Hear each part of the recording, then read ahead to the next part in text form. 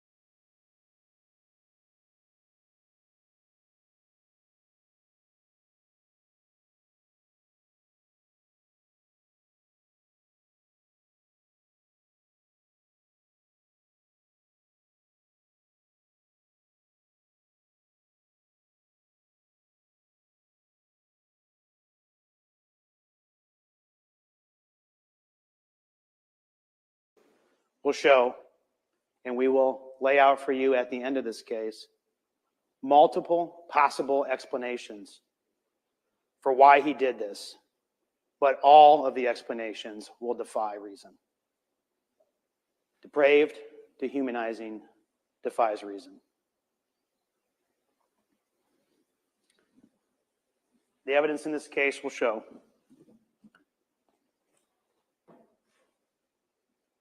that on February 17th, 2024, Melody Hoffmanin was a young and vibrant 20-year-old lady. She was still finding her way in the world. The evidence will show that she lived with her mom and her protector, Megan Hoffman. But the evidence will show that she was not your typical 20-year-old young lady. Melody also had an intellectual disability.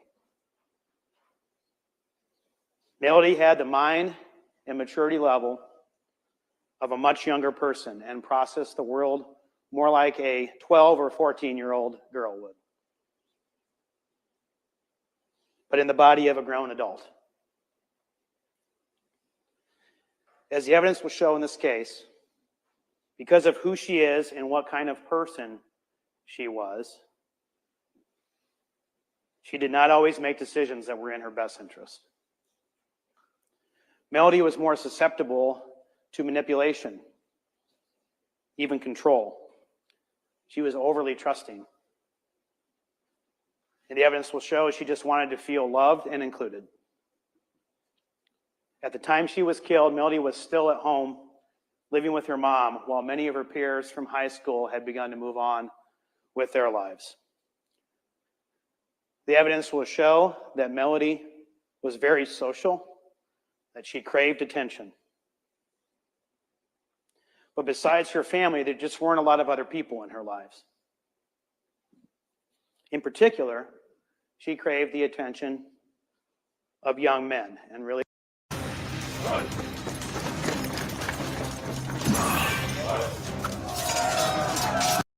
as of February 17th and 18th of 2024. He had been in a relationship, even stayed with her at her home with her mother on occasion.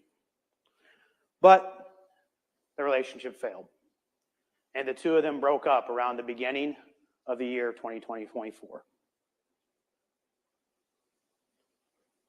The defendant would promise her that he was coming over and that they could hang out, but then he'd make excuses and not show up. The evidence would show the breakup was hard on Melody, and she didn't take it very well. You see, the defendant was her first real boyfriend. She wanted to be with him, but she couldn't stay with him because he wasn't valuing her.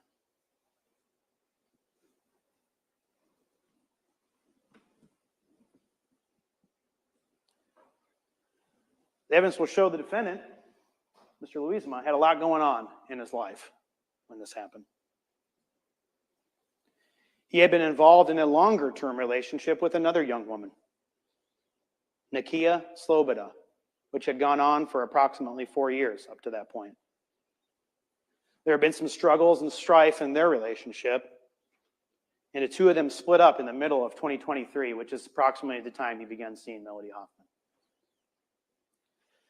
The evidence will show the defendant and Nakia then reconciled and were back together around the same time his relationship with Melody Hoffman was ending. The evidence will show the defendant was living with Nakia, but had some struggles maintaining employment. And to top things off, Nakia was pregnant with this child. The evidence will show that both of these women knew about the other. And the evidence will show that the woman with which he had the longer-term relationship and commitment was Nakia. And she told the defendant he had to choose between her and Melody.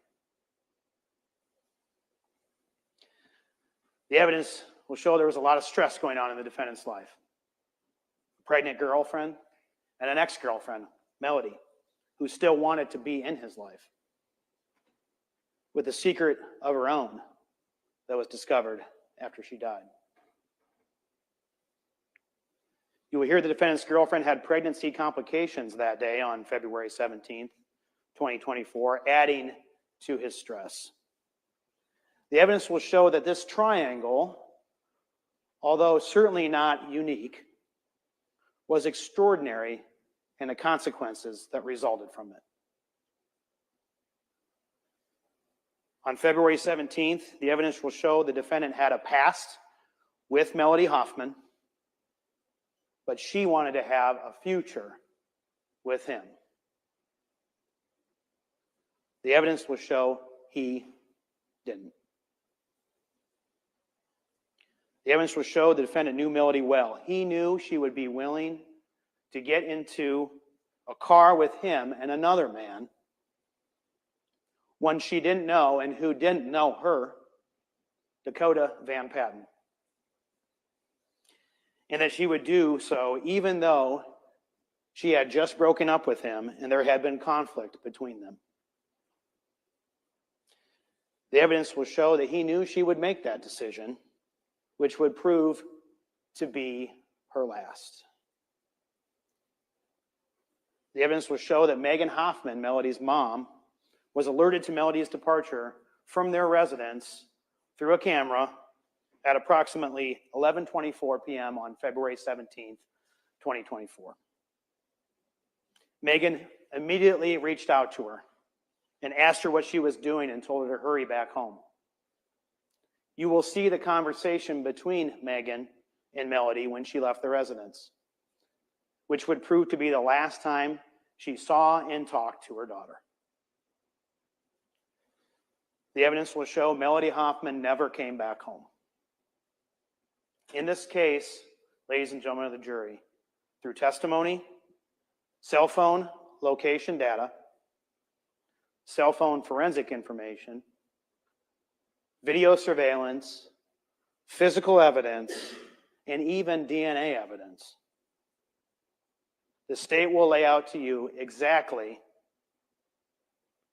where Melody Hoffmanin traveled with these two men, the defendant and Dakota Van Patten, and what happened during that fatal car ride.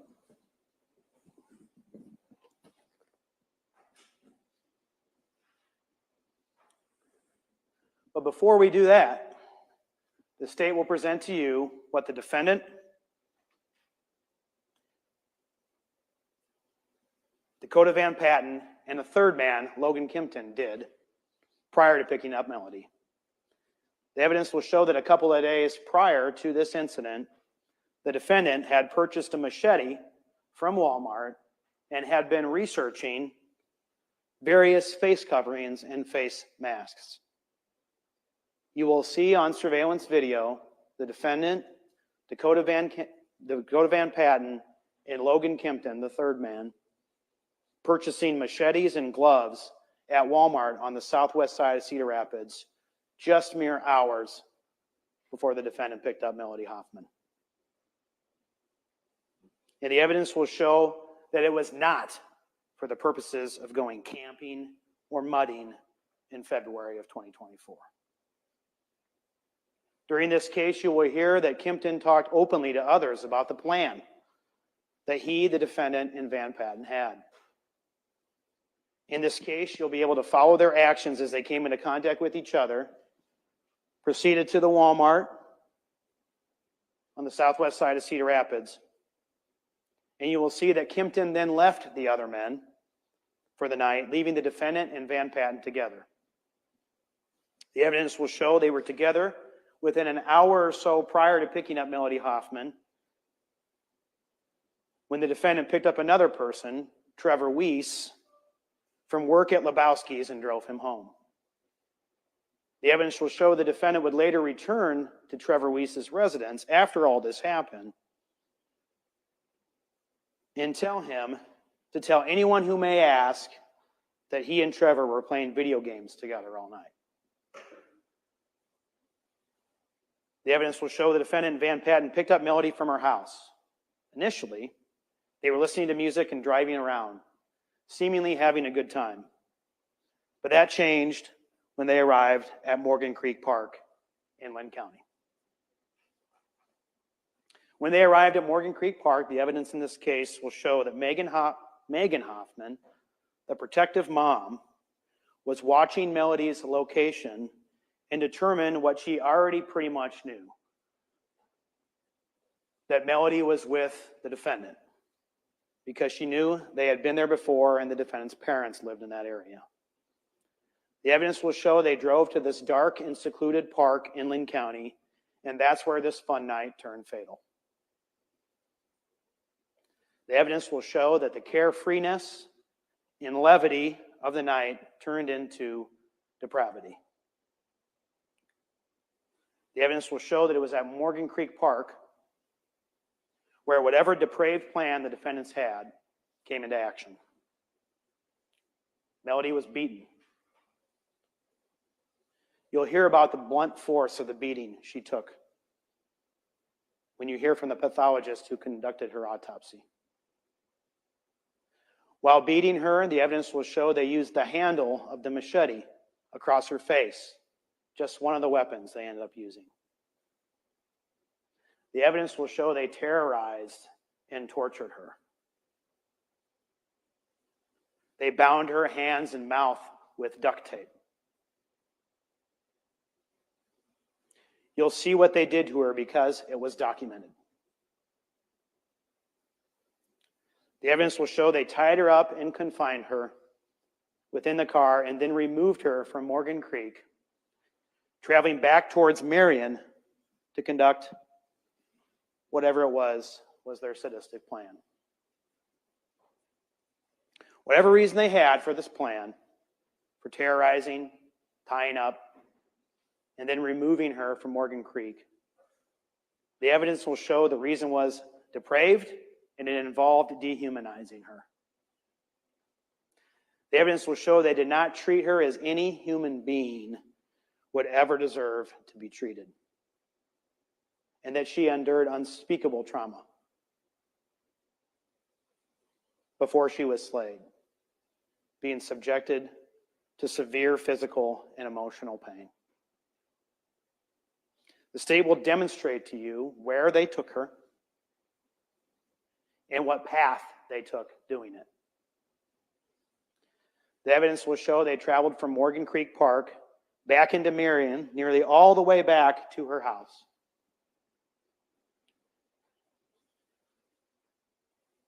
As they were heading back to her home to carry out their plan, if there even still was a concrete plan at that time, they stopped in a parking lot not far from her house. The evidence will show that Megan Hoffman was watching her daughter's location still, wondering where Melody was at and what she was doing. The evidence will show that Megan received a message from Melody on Snapchat, but the evidence will show that it could not have been Melody talking to her or messaging her at that time. The evidence will show was these men working in concert, and likely that it was the defendant directly communicating with Megan. You will see this conversation and you will see that they indicated to Megan that Melody was nearby and heading home soon. The evidence will show that Megan demanded that Melody come home. And then the evidence will show in this case that the defendant and Van Patten encountered a Marion police car. And that at approximately the same time they did that, the location detection on Melody's phone was shut off and they left the area.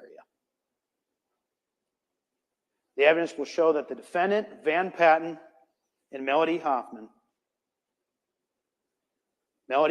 kidnapped, tortured, injured, and restrained, then traveled to Lily Pond in Amana, Iowa. Her final destination, the last journey of her life. The evidence will show that the defendant had intimate knowledge of Lily Pond and where it was. In this case, you'll see what happened next. And it will be shocking. And you might want to understand why it happened. But the evidence shows you whatever reason it happened defies reason.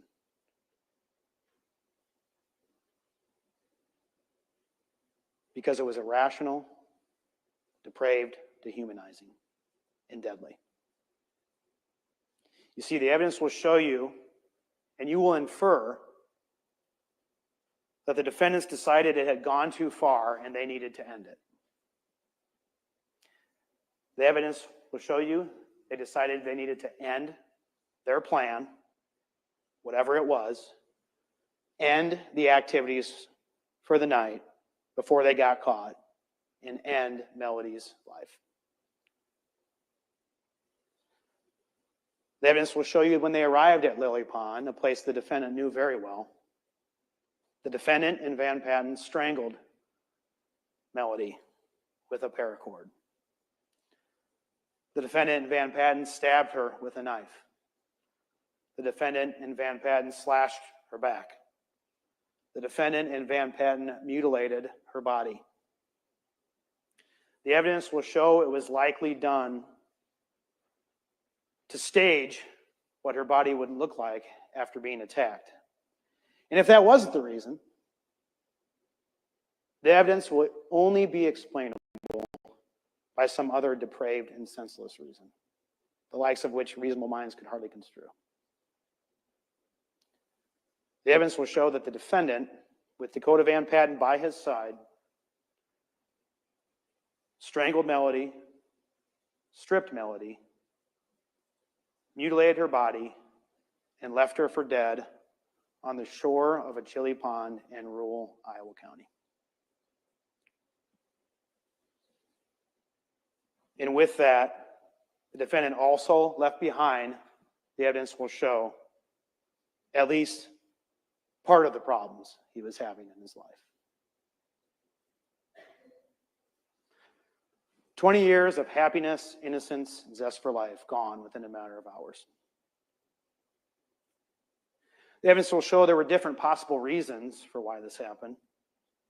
Animosity from the breakup, ridding himself of Melody so he could stay with Nakia and they could go on with their lives. Some kind of twisted plan that went too far. But the evidence will also show another potential motive that could have been the sole reason in and of itself, or an additional motive on top of any other motive or reasons we might not know and don't have to prove. You see, the evidence will show, and you will hear, that Melody Hoffmanin was either pregnant at the time of her death or had recently been pregnant. The evidence will show that at approximately 2:24 a.m. on February 18th, 2024, the defendant and Dakota Van Patten snuffed out Melody's life and left her body at Lily Pond. The evidence will show that while Melody lay lifeless on the shore of Lily Pond, the defendant and Dakota Van Patten got back into the car, listened to some music, traveled back into Cedar Rapids, bought some cigars, and then went home. The evidence will show the defendant dropped off Dakota Van Patten at the home of Taya Meyer, and that Dakota Van Patten had a conversation with Taya Meyer about what happened that night. The evidence will show the defendant went back home to his girlfriend, Nakia, kissed her, told her he loved her, sat down, and looked at his phone. You'll hear what was found on his phone, and you'll see it as well. The evidence will show the defendant took one last look at what was on his phone and deleted it as if the subject matter never existed. The evidence will show that when Van Patten was dropped off that night and when the defendant went home, the defendant's car was also left on Hummingbird Lane in Hiawatha where he was living. The car was seized and the contents of the trunk of the cab of the car helped shed light on what happened to Melody and how the defendant and Van Patten conspired to kidnap her, did kidnap her, and kill her. What they found in the trunk of the car was deeply incriminating. What they found was a kidnapper's grab bag containing compelling and shocking evidence of the plight that Melody Hoffmanin endured at their hands. Her clothes. Did you see this pic with J.D. Vance? Did you catch the headline? Inflation hit lowest level since 2021. A machete with a handle that matched the mark across her face. The evidence will show the defendant handled all of these items because he would admit to Special Agent Kedley of the DCI that he handled all of these items.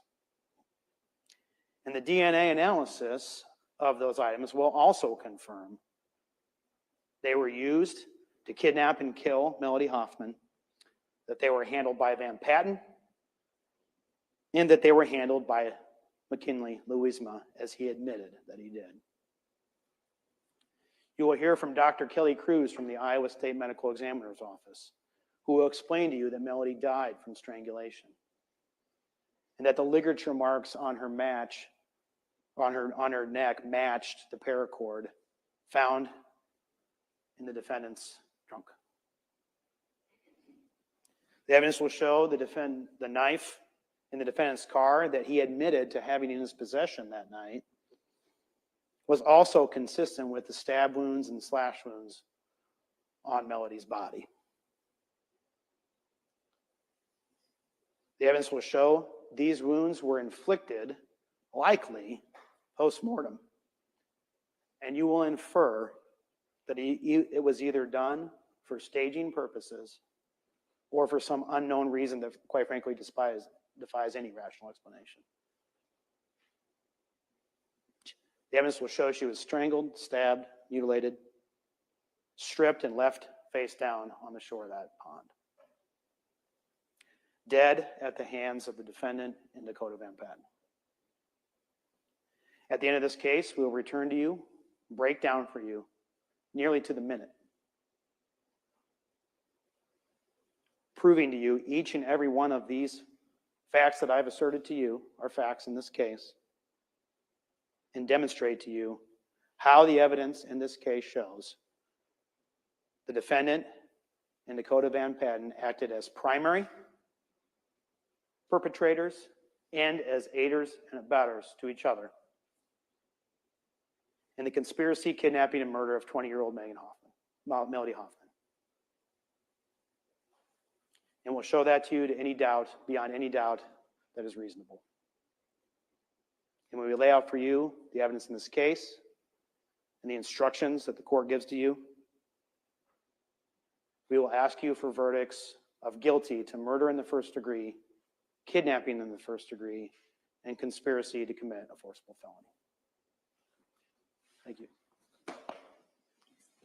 Thank you, Mr. Maddox. Thank you. Defense will now have an opportunity to give an opening statement. Ms. Emmerman?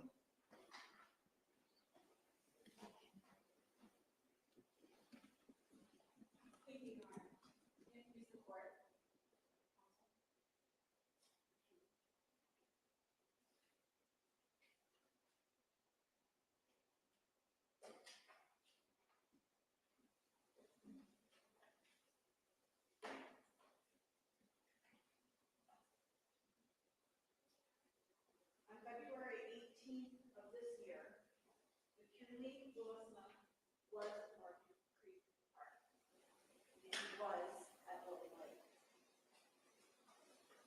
He was there when Melody was beaten, and he was there when Melody died.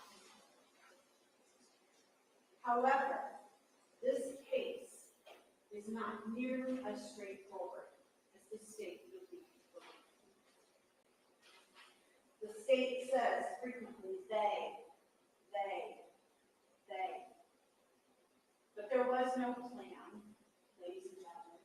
There was no agreement. They were not acting in concert. There was no the defendant and Van Patten. Because while he was there, he did not strangle her. While he was there, he did not cut her. While he was there, he did not beat her. While he was there, he did not kill her. You heard that there were a number of items that were found in his trunk, and you heard that there will be DNA evidence about these items. And while McKinley may have said that he handled those items at one time, he did not use those items to kill Melody Hoffmanin. And what you will hear about the DNA that was found on those items is that none of the DNA belonged to McKinley. Among those items, there was DNA that could be matched to individuals. There was DNA that could be matched to 3 individuals. Those 3 individuals were Melody Hoffmanin, Logan Kempton, and Dakota Van Patten.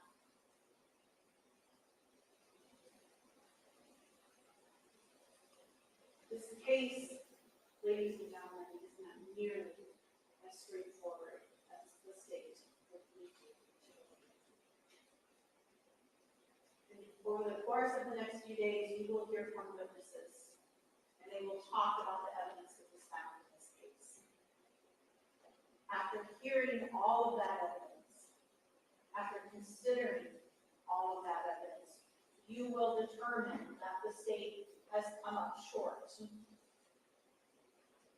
That the state has not proven beyond a reasonable doubt that our client, that McKinley Louisma, is guilty of the charges that the state has alleged in this case.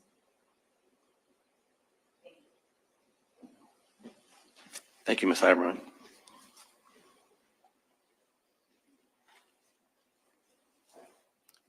At this time, we will proceed with the presentation of evidence. Is the state prepared to offer its first witness? Yes, Your Honor. You may.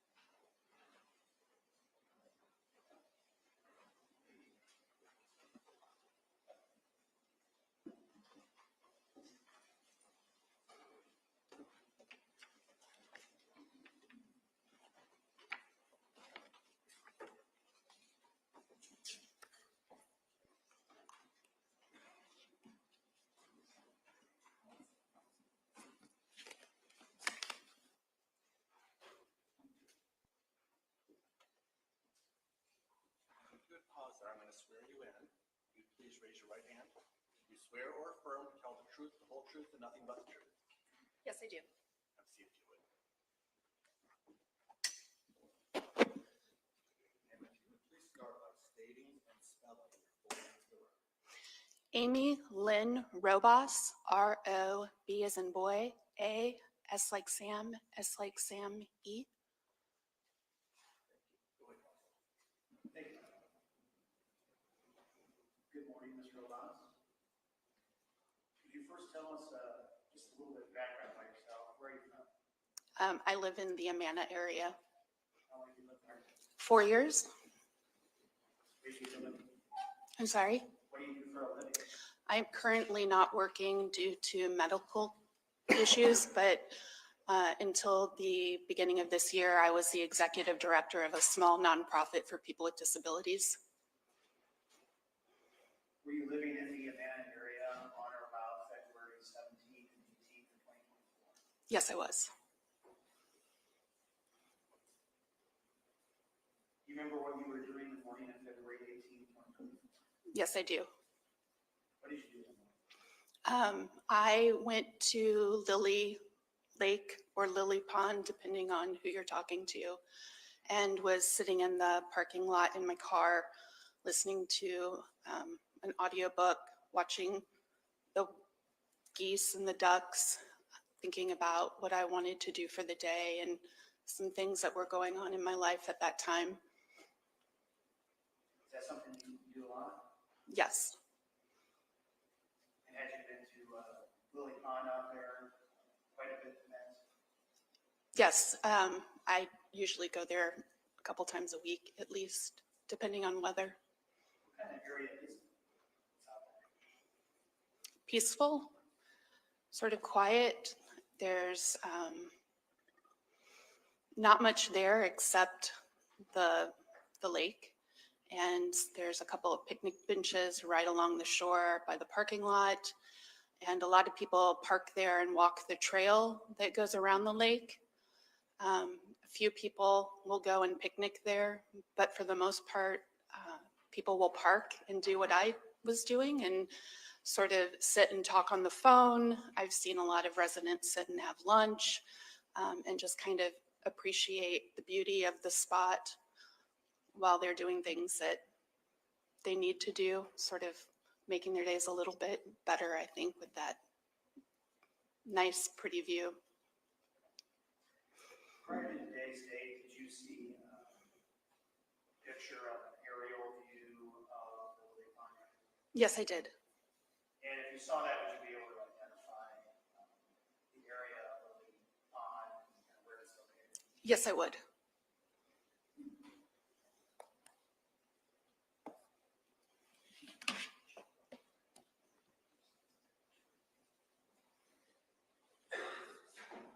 And was that a fair and accurate depiction of that area in your knowledge? Yes, it was. Your Honor, we move to the United States Exhibit number 2. Any objection to Exhibit 2? No, Your Honor. Exhibit 2 is admitted. And then when the court's able to request to publish that. You may publish.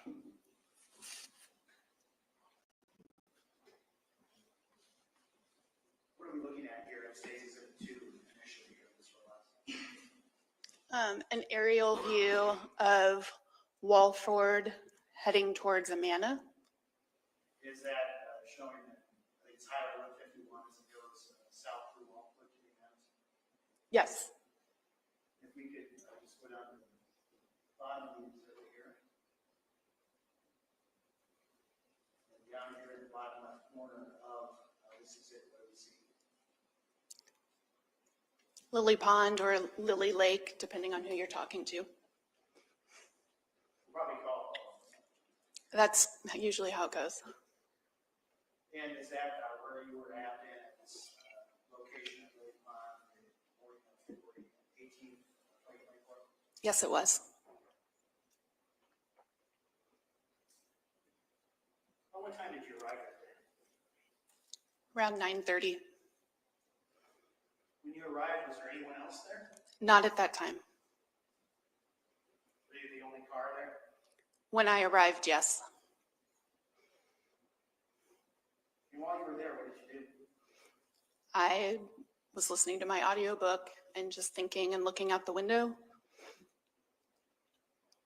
While you were there, did anyone else arrive? Yes, there were two other cars that came and sort of did what I was doing. They sat and they were actually on their phones and talking and then left after a few minutes. And then I had a couple approach my vehicle on foot. What was the weather conditions like that morning? Overcast, kind of foggy. When this couple approached you, what did they do? They were acting strange. I actually felt really nervous seeing them because they were clearly agitated. They were older than I am and coming towards me, kind of waving.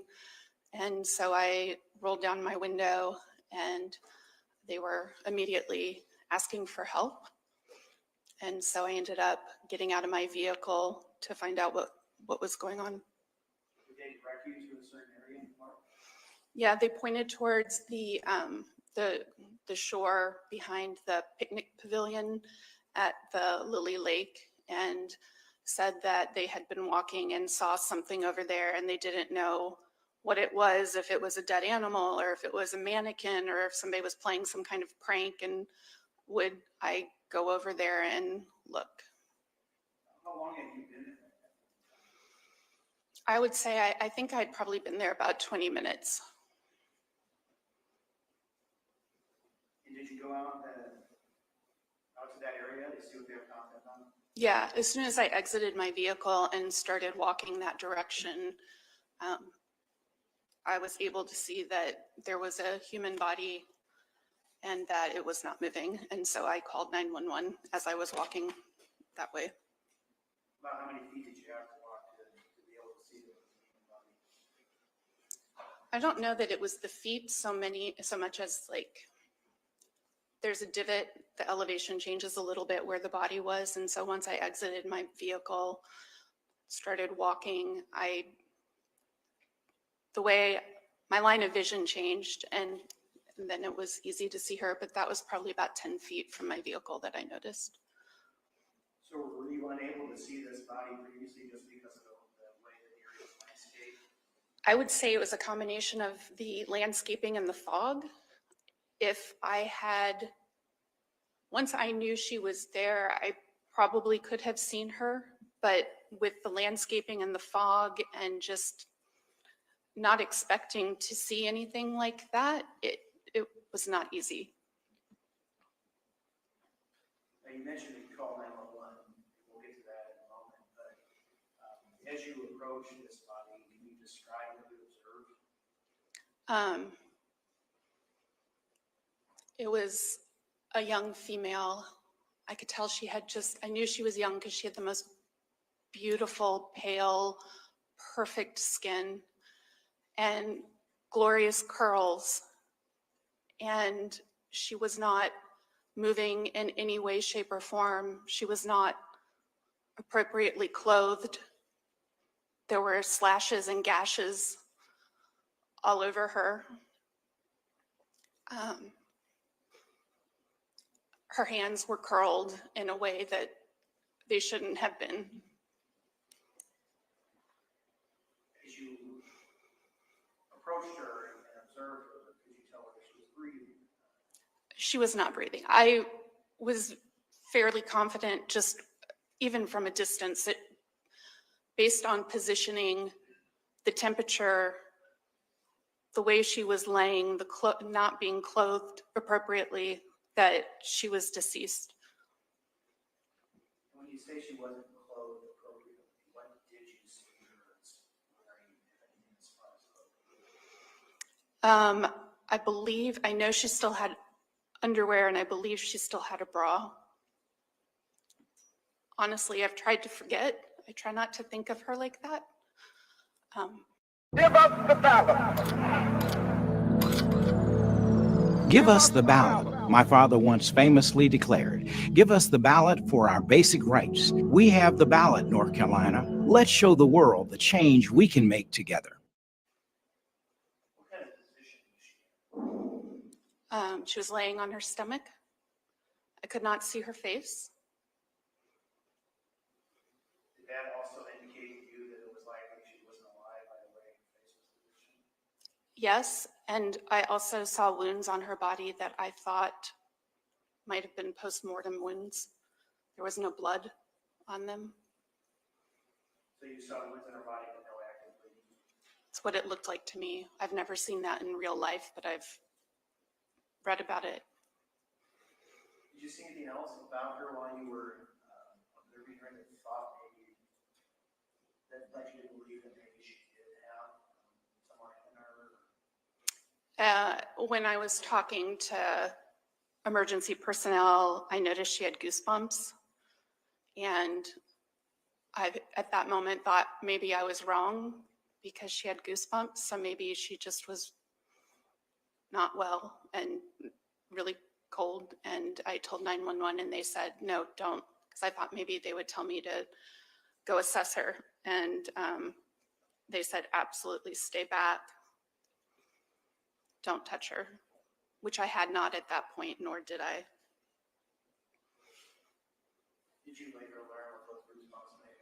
Yes, goosebumps can be an indication of rigor mortis. Objection, competence, Your Honor. Sustained. Jury will disregard the last answer. Did you touch or disturb her body in any way? No, I did not.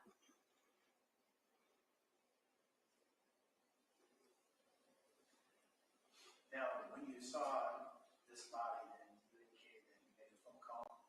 Yes, I did. Approach with you.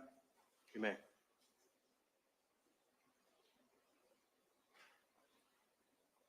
The witness was being marked as State's Exhibit number 4. And prior to today's date, Ms. Robots, did you have an opportunity to review the 911 call that you made to the Iowa County Sheriff's Office? Yes, I did. Was that a fair and accurate recording? Yes, it was. Move to admit State's Exhibit number 4, Your Honor. Any objection to 4? No, Your Honor. Exhibit 4 is admitted.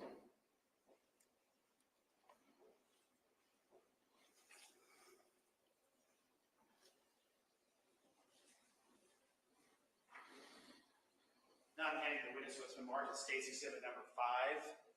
Did you also end up receiving a phone call back from 911 to gather more information? Yes, I did. And have you had an opportunity to review that prior to today's date? Yes, I did. Was that also a fair and accurate recording? Yes, it was. Move to enter State's Exhibit number 5, Your Honor. Any objection to 5? 5 is admitted.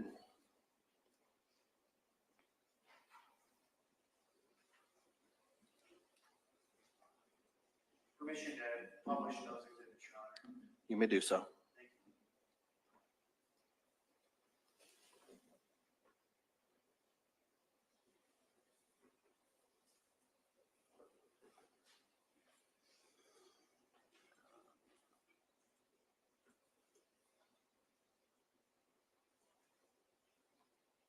Iowa County 911, what is the address of your emergency? I'm actually at Lily Lake in Amana, and it looks like a dead body here. I'm with a couple other people. They said don't turn on the sirens. Okay, you're at the Lily Pond? Yeah, right by the, where the picnic area, the pavilion is. Okay. It's a woman, and she's just wearing underwear. Is she breathing? It does not look like it. Do you see her chest rising and falling? She's on her back or on her stomach. Okay. Do you see any? I don't want you to touch her. No, none. And there's a bunch of like welts and marks on her, and she looks stiff. But she does have goosebumps. I don't know. What's your name? Amy Robas. Can you spell the last name? R-O-B as in boy, A, S like Sam, S like Sam, E. And the phone number, Amy? 319-217-2866. Okay, I'll get somebody over there, okay? Yeah, thanks. Okay, yeah, bye-bye.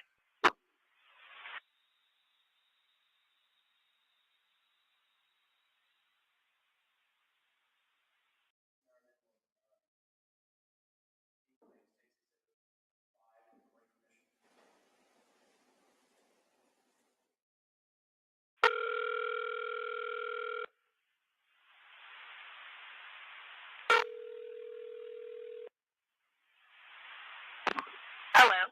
Okay, Amy? Yeah. This is Sarah with the Iowa County Sheriff's Office. I've got an ambulance on the way, and I've got some deputies on the way. Where exactly are you guys at the Lily Lake? We're sitting at the pavilion. And the body is, there are 3 of us. There were 2 people walking, and I was actually just sitting in my car looking at the birds, and they came and grabbed me because they weren't sure if it was real, and so we're all sitting here together. Okay, just a minute.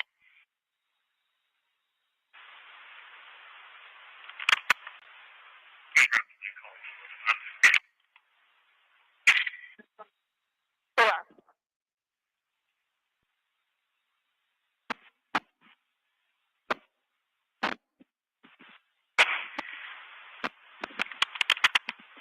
Okay, so you said that she's on her stomach? on her stomach, yes. Does it look like she was in the water? No. Okay, and is there anything else around her? No, but there are all kinds of marks on her back, like flashes. Okay. Okay, I'm wondering if there might have been a.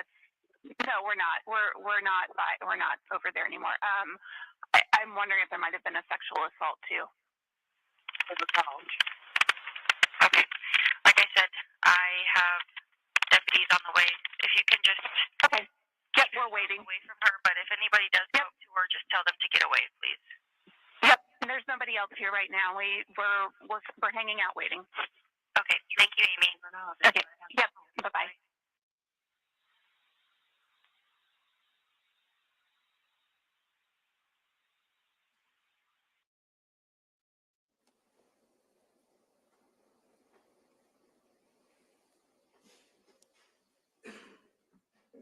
Ms. Robust, and did you remain on the scene there at Melody Hoffmanin until law enforcement and medical authorities arrived? Yes, I did.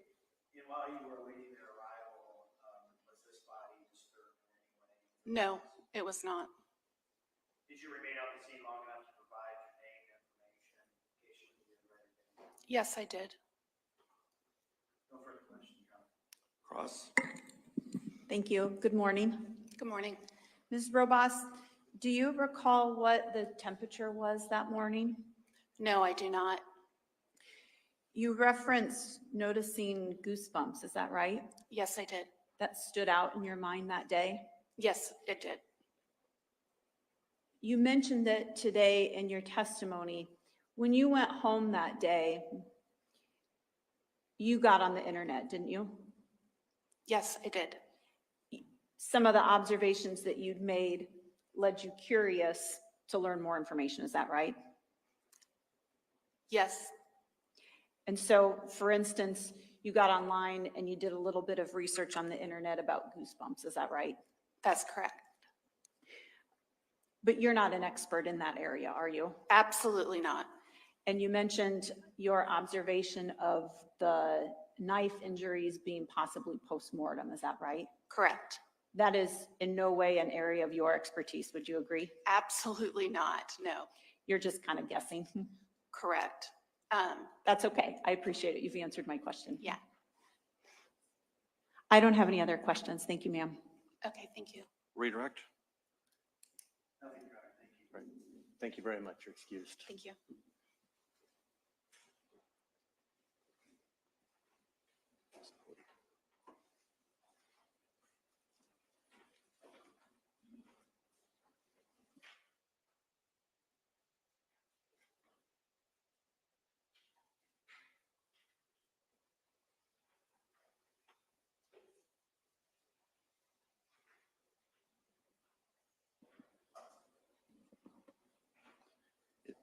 Is the next witness likely to be a short witness or a long witness? All right, let's go ahead and take a morning recess then. We're going to be in recess for about 15 minutes. Jurors have a good break. Please remember the admonition I gave you before. We'll see you back shortly.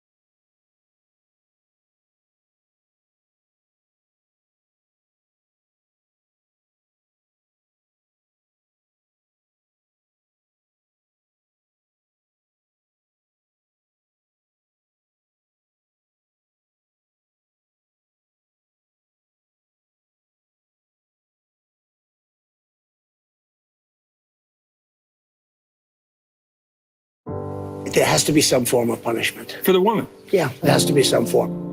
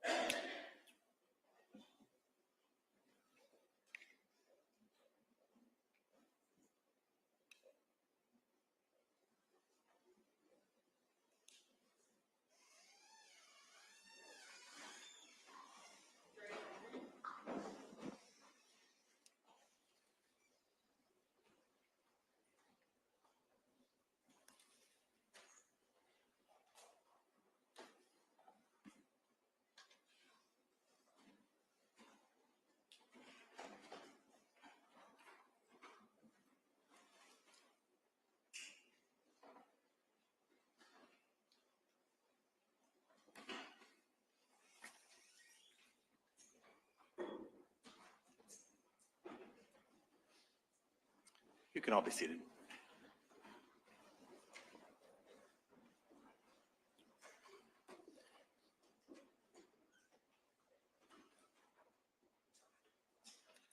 All right, we're back on the record in FECR 153477.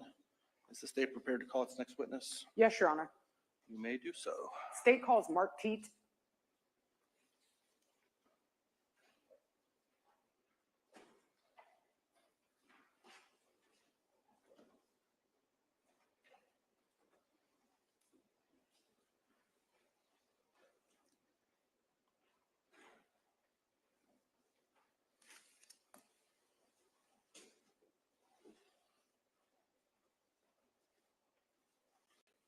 Please raise your right hand. Do you swear affirm to tell the truth, the whole truth, and nothing but the truth? I do.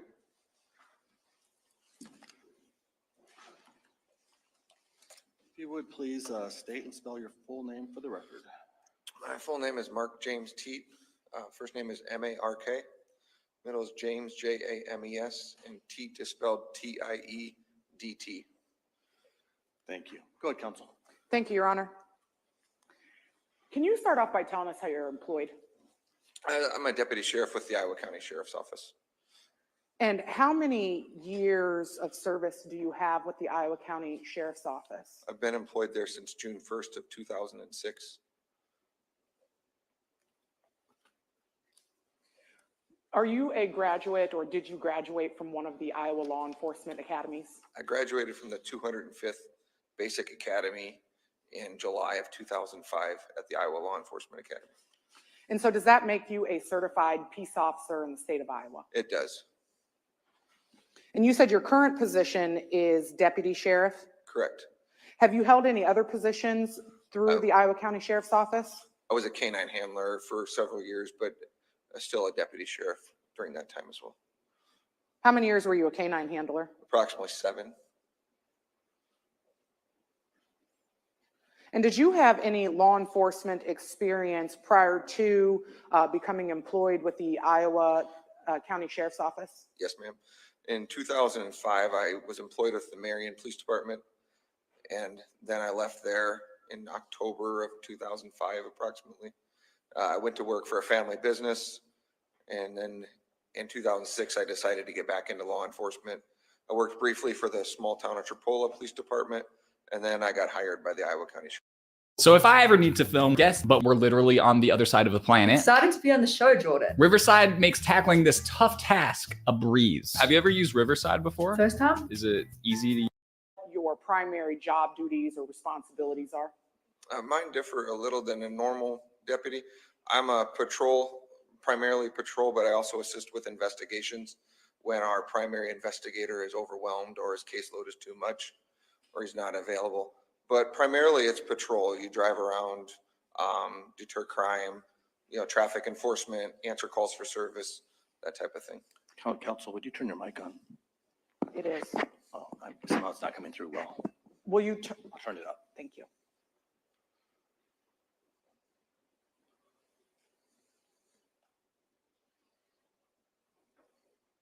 How's that, Judge? Better? Thank you. Yes. Deputy, on February 18th, 2024, did you become involved in a homicide investigation of Melody Hoffmanin? I did. And can you tell us how it is you became involved in that? I was working just a normal patrol shift that day, and it was probably about 12, I think I have in my notes. In the morning, Iowa County Dispatch received a 911 call of a female that had been found at the Amana Lily Lake, and the caller believed that she may be deceased.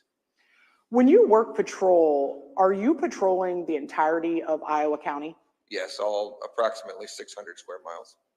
Can you recall approximately where you were when this call came out from dispatch that this body had been found? Actually, I was at the office. I was in Marengo at the time. And so once that call came out, did you head straight towards the Lily Pond or Lily Lake area? I did. And just to be clear, Lily Pond and Lily Lake, are those used interchangeably? Yes, it's very common to call it either one. Okay. The information that comes in through dispatch, does dispatch then relay or tell you that information as you're responding to a scene? Yes. So you get that information, you're at the sheriff's office, and then you head to Lily Pond. Correct. Do you recall approximately what time you arrived on scene? I have it in my notes if I could refer to my report. If referring to your report would help refresh your recollection, I'd ask you to look at that. Okay. Let me know when you found that answer. I arrived on scene at approximately 10:23 a.m. And can you recall what the weather was like that morning? For February, it was warm, but I remember it was windy. And warm, I would say, for February, be in the 40s, approximately degrees. By the time you received this call, do you have any recollection of there being fog? I don't.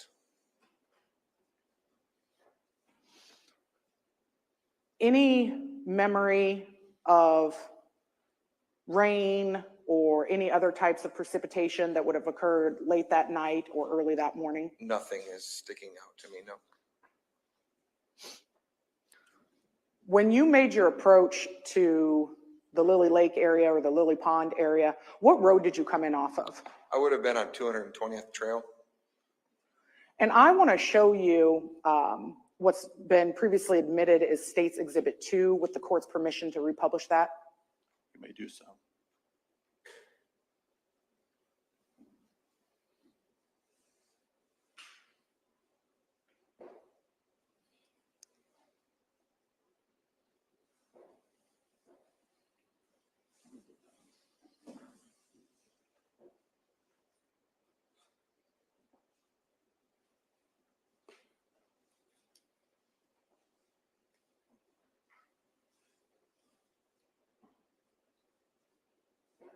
One more. Thank you. Do you recognize this aerial photo of the Lily Pond area? I do. When you arrived at the Lily Pond area, which way did you come in from? I would have came from the west traveling east. So this is 220th Trail here, and this is the direction I would have traveled, eastbound on 220th Trail to the Lily Lake, to this area right here. And is that the area of the pond at the kind of center top of that pond area where the pavilion is located? Yes, so this area right here, this would be the parking lot to the pond or to the Lily Lake, and then the pavilion would be right in here. Thank you, Your Honor. When you arrived at that area, did you make contact with anybody? I made contact, yes, with 3 individuals, and then also there was 2 QRS or first responders on scene already.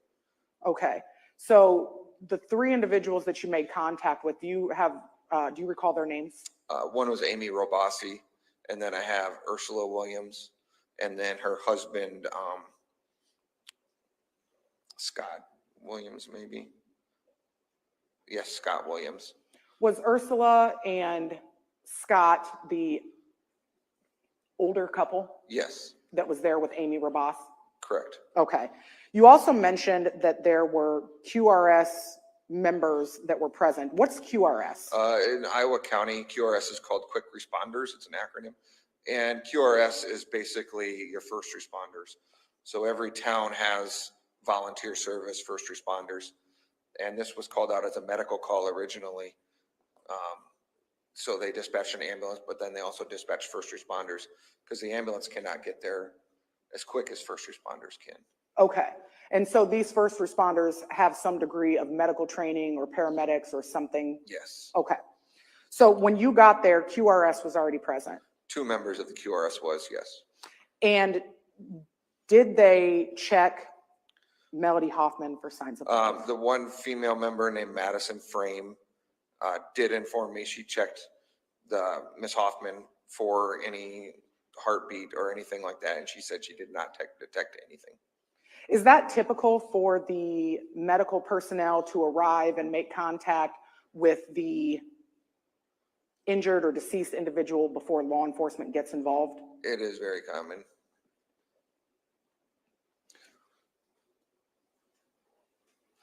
So after it was relayed to you or conveyed to you that Melody did not have any signs of life, what'd you do next? I went over and observed Miss Hoffman lying in the grass, and to me, obviously, she was clearly deceased as well.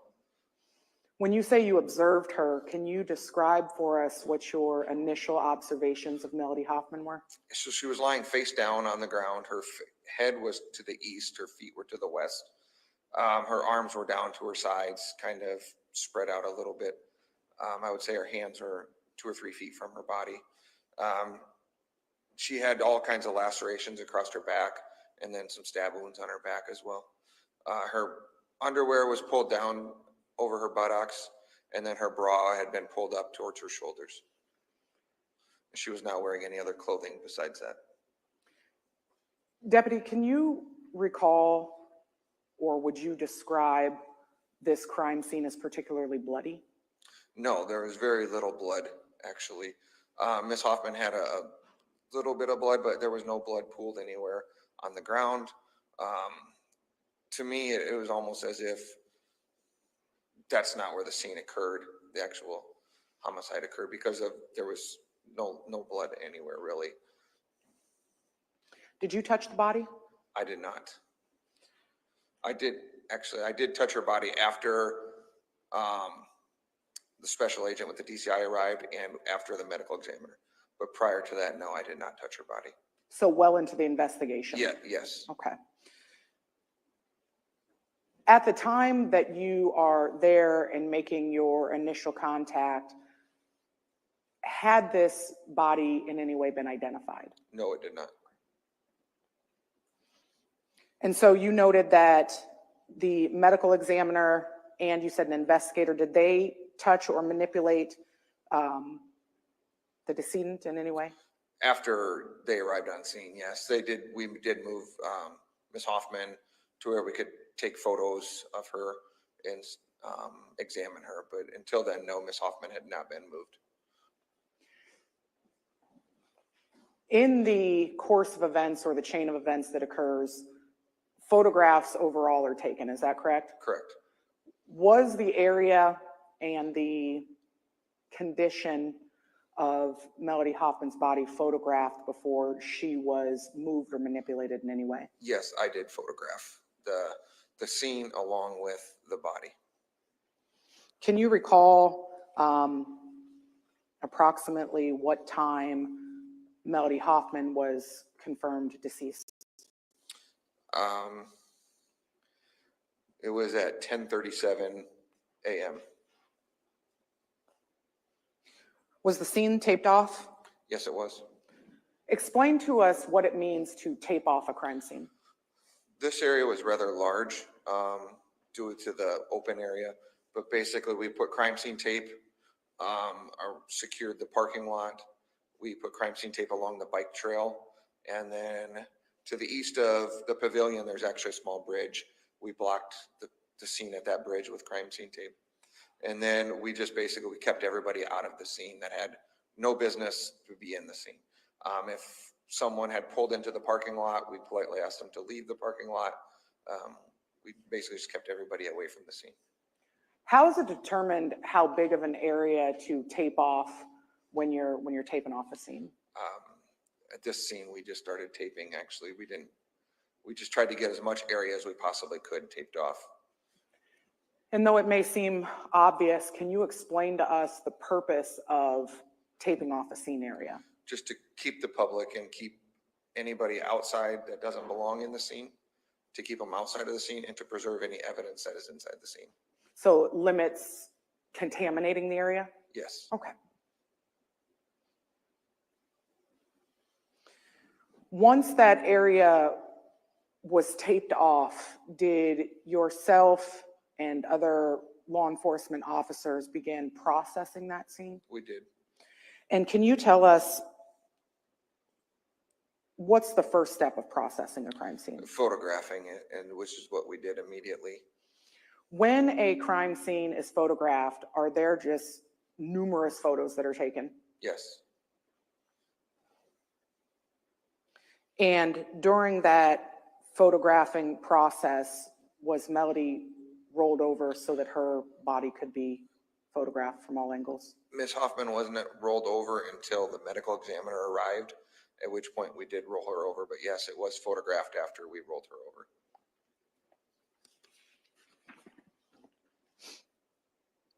Once Melody was rolled over, did you make any additional observations that were relevant or pertinent to your investigation?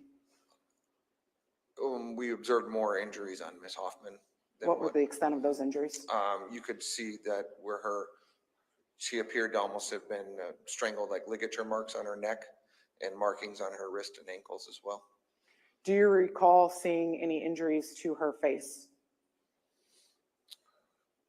I'm just trying to think. If there was, they're not sticking out to me. In the position rolled over face up, do you recall seeing any blood? If there was, it was very little blood, nothing that would stick out to me as being a large amount of blood. Were there any evidentiary items that were located near or around Ms. Hoffman's body? So we found a necklace that was laying near her, and we also found a piece of pink cloth that was laying near her. And I believe we found a cigarette and a blister pack for a pill. I don't believe we gathered those as evidence. I don't know if those had anything to do with the case or not. But those are the four things that stick out to me. The necklace that was found, was she wearing that necklace? No, it was laying on the grass next to her. Do you specifically recall any pieces of jewelry being worn by Melody? Ms. Hoffman did have a class ring on her hand. Deputy, I would like to show you what have previously been marked as State's Exhibits 6A through 6U.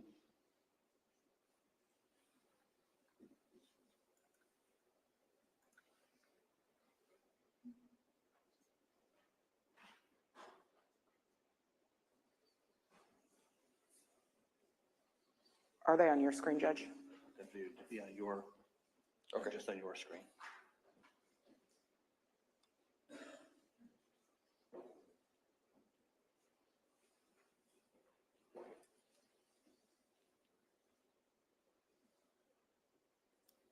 Do you recognize these photos? Yes, I do. And are they photos that were taken at the scene at Lily Pond? Those are all photos that I would have taken. Okay.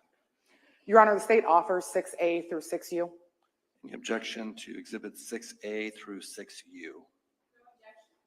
Exhibits 6A through 6U are admitted. And may I have permission to publish photographs, Your Honor? You may do so. Tell me when you're ready. I'm ready when you are.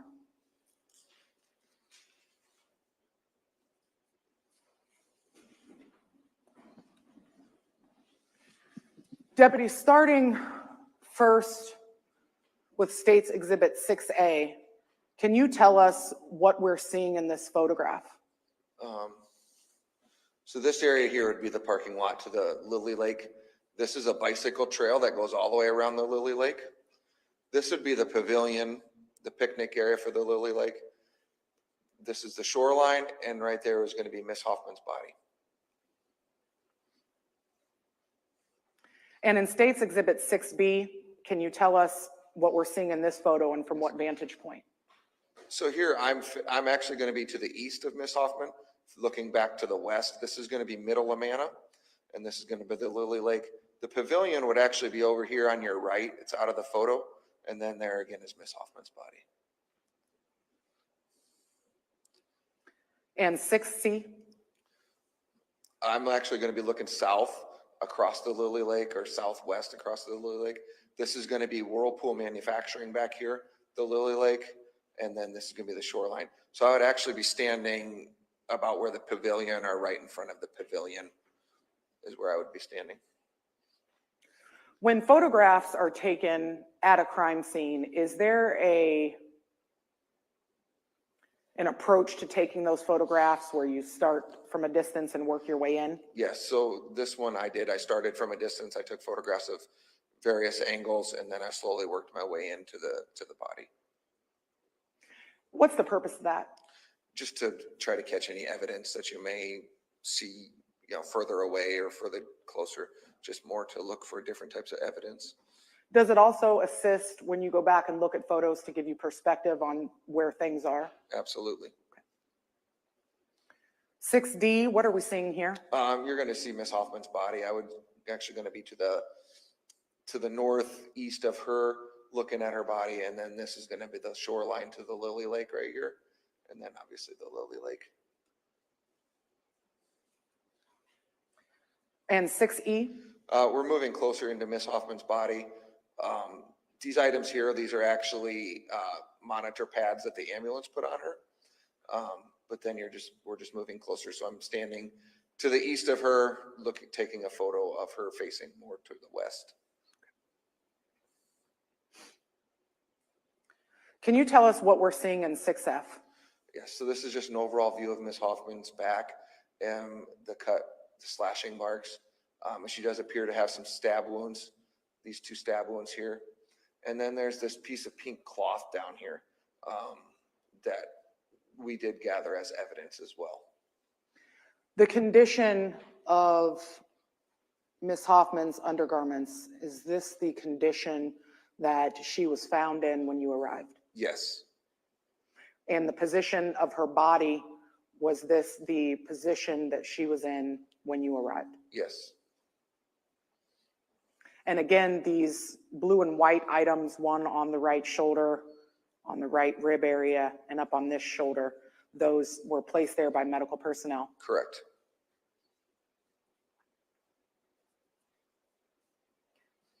(6G).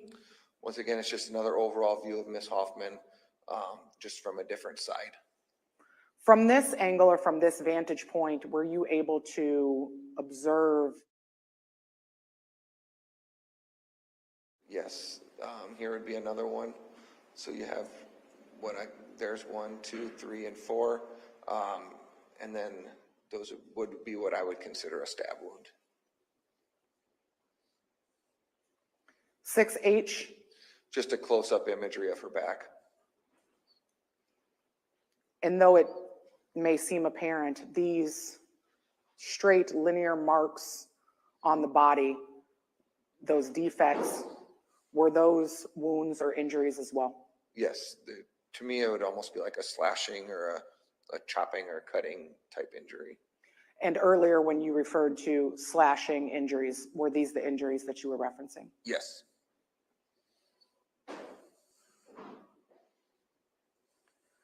(6I).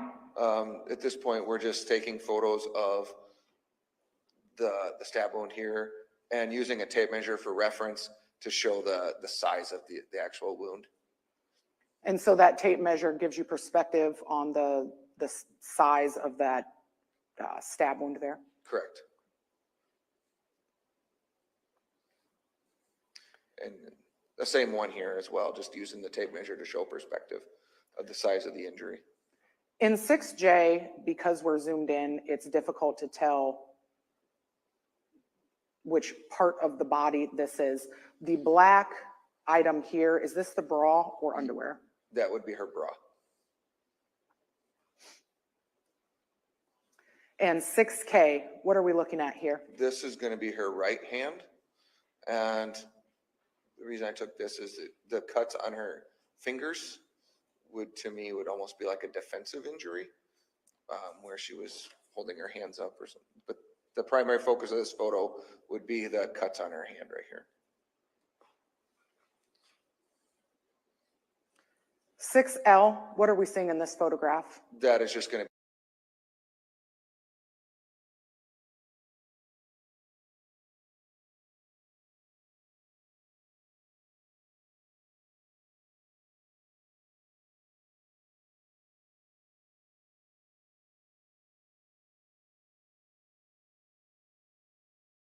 that was on Melody Hoffmanin when you came into contact with her. Is that ring present in 6L? I believe that is the ring, yes. 6M, can you tell us what we're focused on in this picture?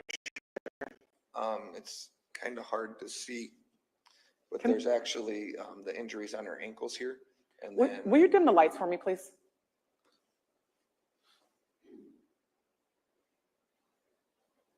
Does that help? that does help. Thank Okay. you. The injuries to her ankles here. And then also you can almost see as if these lines here, and that's what we are focusing on. What did those lines that you're referencing indicate To to you? me, I mean, as if maybe her ankles had been bound at some point.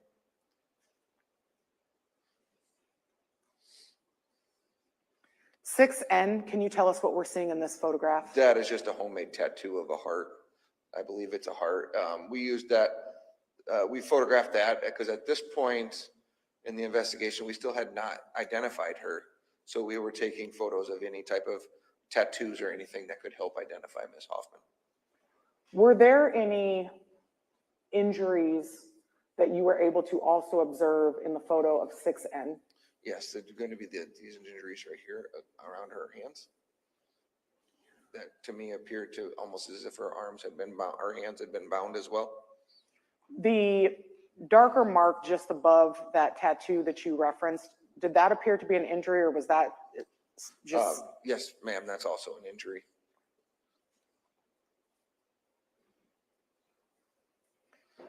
What are we seeing in this photograph? Here again, the injuries to the hand, and then to the arm and wrist, and then also the tattoo of the heart. But these are the injuries right here. So this is the same arm wrist area that we saw in the previous photo, just from a different angle of the arm. Yes. 6P. These attacks on Senator Lisa Grafstein are completely false. I know Lisa, and she truly cares about keeping all of our communities safe. She Used to identify who the female was. And can you tell us how that ring was used to identify her? Yes, so once we took the ring off, on the inside of the ring was the name engraved of Melody Hoffmanin.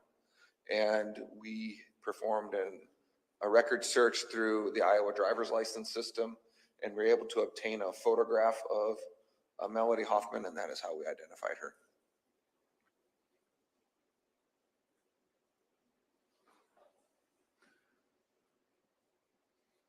(6Q), what are we seeing here? This is going to be Miss Hoffman after we had rolled her over. This is just an image of her face. Is there anything, well, what we see in the nose area, would that be blood? That is a little bit of blood there, yes. You also testified for us, Deputy, that when you rolled her over, you were able to observe additional ligature marks. Can you tell us where you saw those? So they're actually going to be right in this area here. Here's a small one of them. I believe there should be more photos where I actually move her head a little bit and you can see those markings better. And is that what we're seeing in 6R? Yes, it's going to be these marks right here.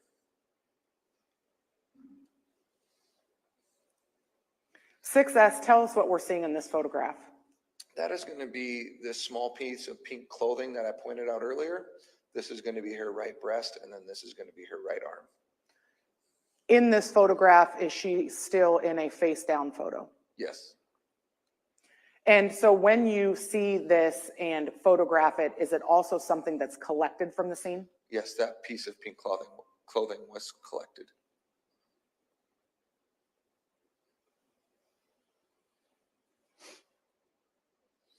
(6T) is a little difficult to see, but can you tell us what we're focusing on here? Yep, right here, it's very hard to see, but this is actually the necklace that we recovered at the scene.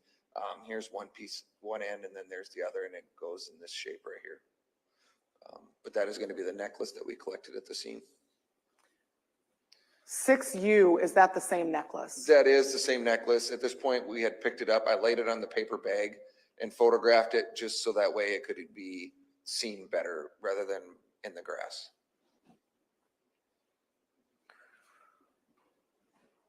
While at the scene, did investigators add anything to her body? No. We did put paper bags on her hands, but that was the only thing we did to the body. Tell us why paper bags are put on hands at crime scenes. To preserve any type of evidence that may be under her fingernails, any DNA evidence. Also preserves any markings that would be on her hands or anything like that. And so the paper bags that are put on the hands, do those paper bags remain there until the time of autopsy? Yes.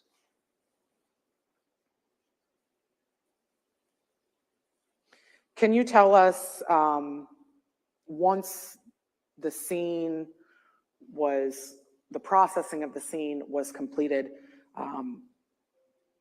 what happened to Melody Hoffmanin at that point? She was transported to the state crime lab in Ankeny for an autopsy. And the state crime lab in Ankeny, is that typically where autopsies are performed? For our agency, yes.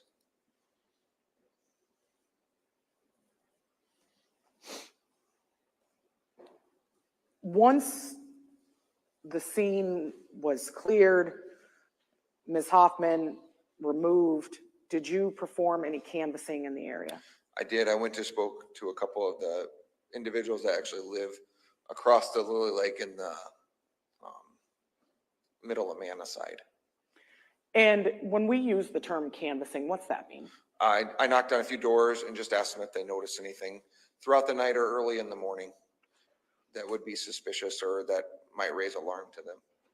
Through your canvassing efforts, was there anything that you gained that was important to your investigation? No, nothing super important. The only one was I had spoken to an individual named Dan and Angela Ray, and they informed me that they are Objection, hearsay. Sustained.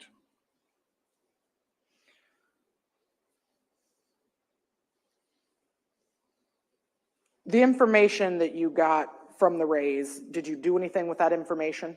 No. Okay. So after having received it, did you make a determination that this wasn't essential to your investigation? Correct. Okay.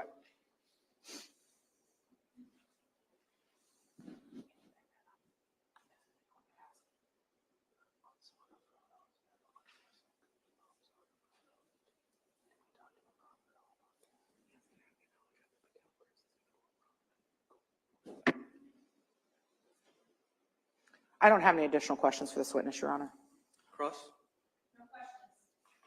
Thank you, Deputy.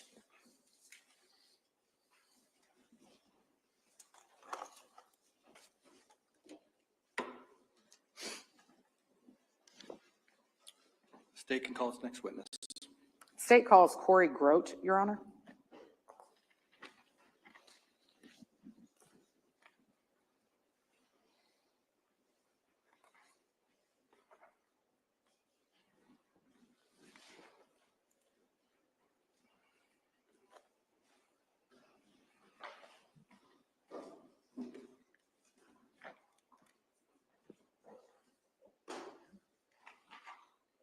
I thought he was at 11. Okay. May we approach, Judge? You may. Sorry.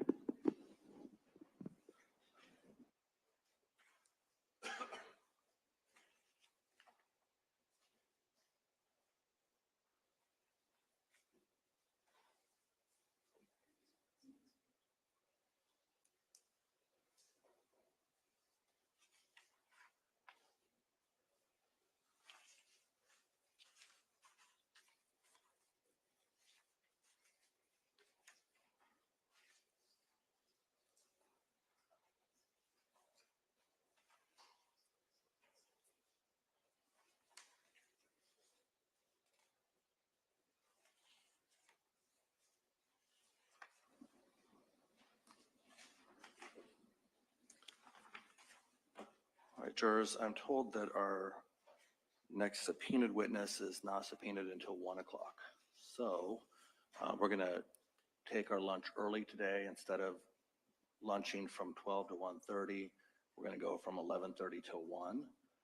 And so I'm going to recess at this time. Please remember the admonition I've given you. We'll see you back at 1 o'clock. Have a good lunch.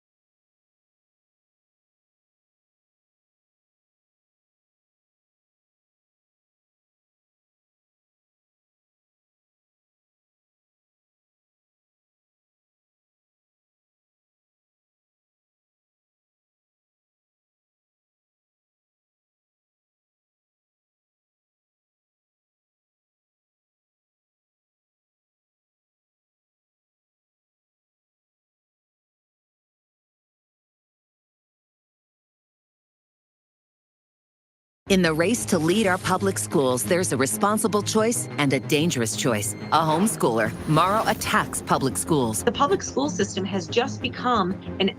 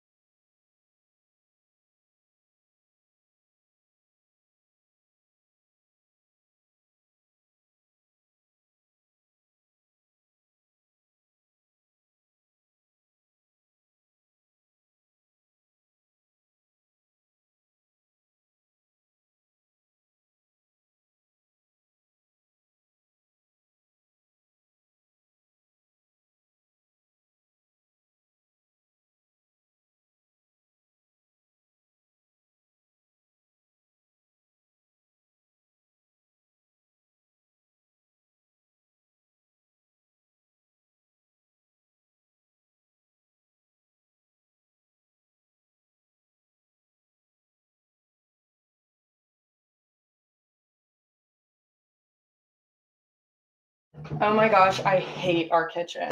I know, we need more space. We should start looking at homes. About that, I really love North Carolina, but I'm kind of nervous about committing.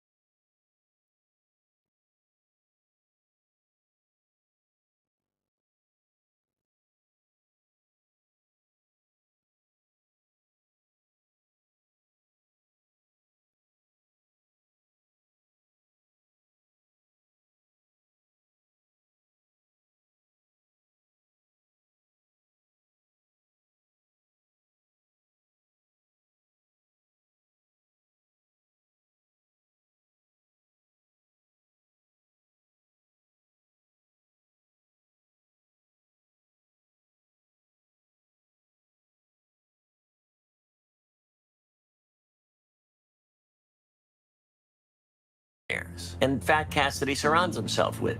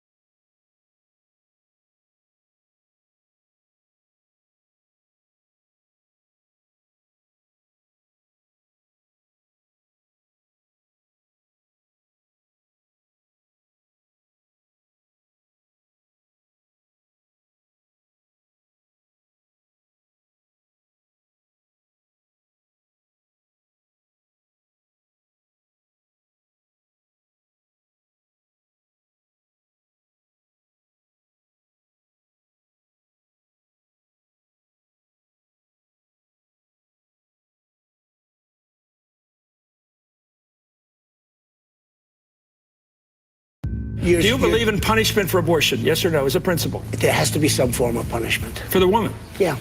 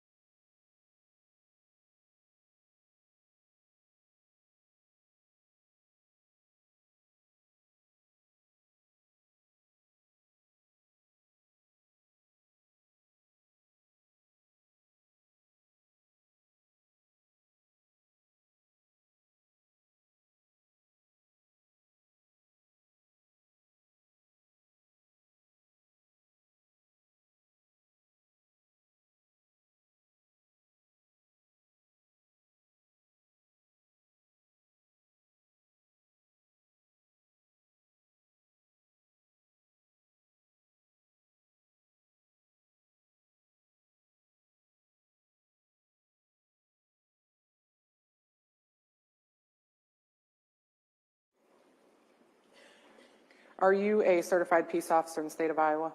Yes. You reference yourself as a sergeant detective. Are those two different titles?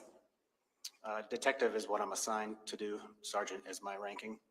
How long have you been a sergeant? Since 2016. And can you tell us what it takes to be promoted into the sergeant's position? It's up to the command staff. Was that an interview process? Yes. Do you need a certain educational background? I know they've changed it over the years. I think it's either I think it's a 2-year degree. What's your educational background? I attended the University of Northern Iowa and graduated there with a bachelor's degree.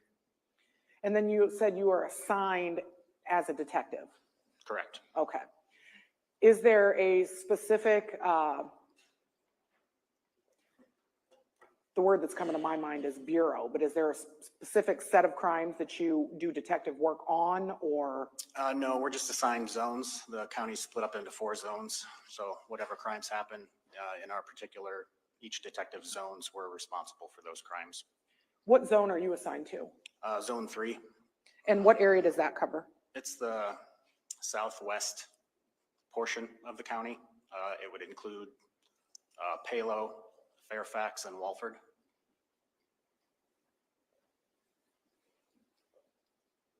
Has that always been your zone? Yeah. Detective Grote, did you become involved in the homicide investigation of Melody Hoffmanin? Yes. And when you became involved in that, was that in your capacity as a detective? Yes. When did you become involved? On February 19th of this year. And tell us how that came to be. I received a phone call about 1 p.m. in the afternoon that day from my supervisor, Lieutenant Dave Buter. He had informed me that a deceased female had been located in Iowa County, and that they had information that she had possibly been in Morgan Creek Park.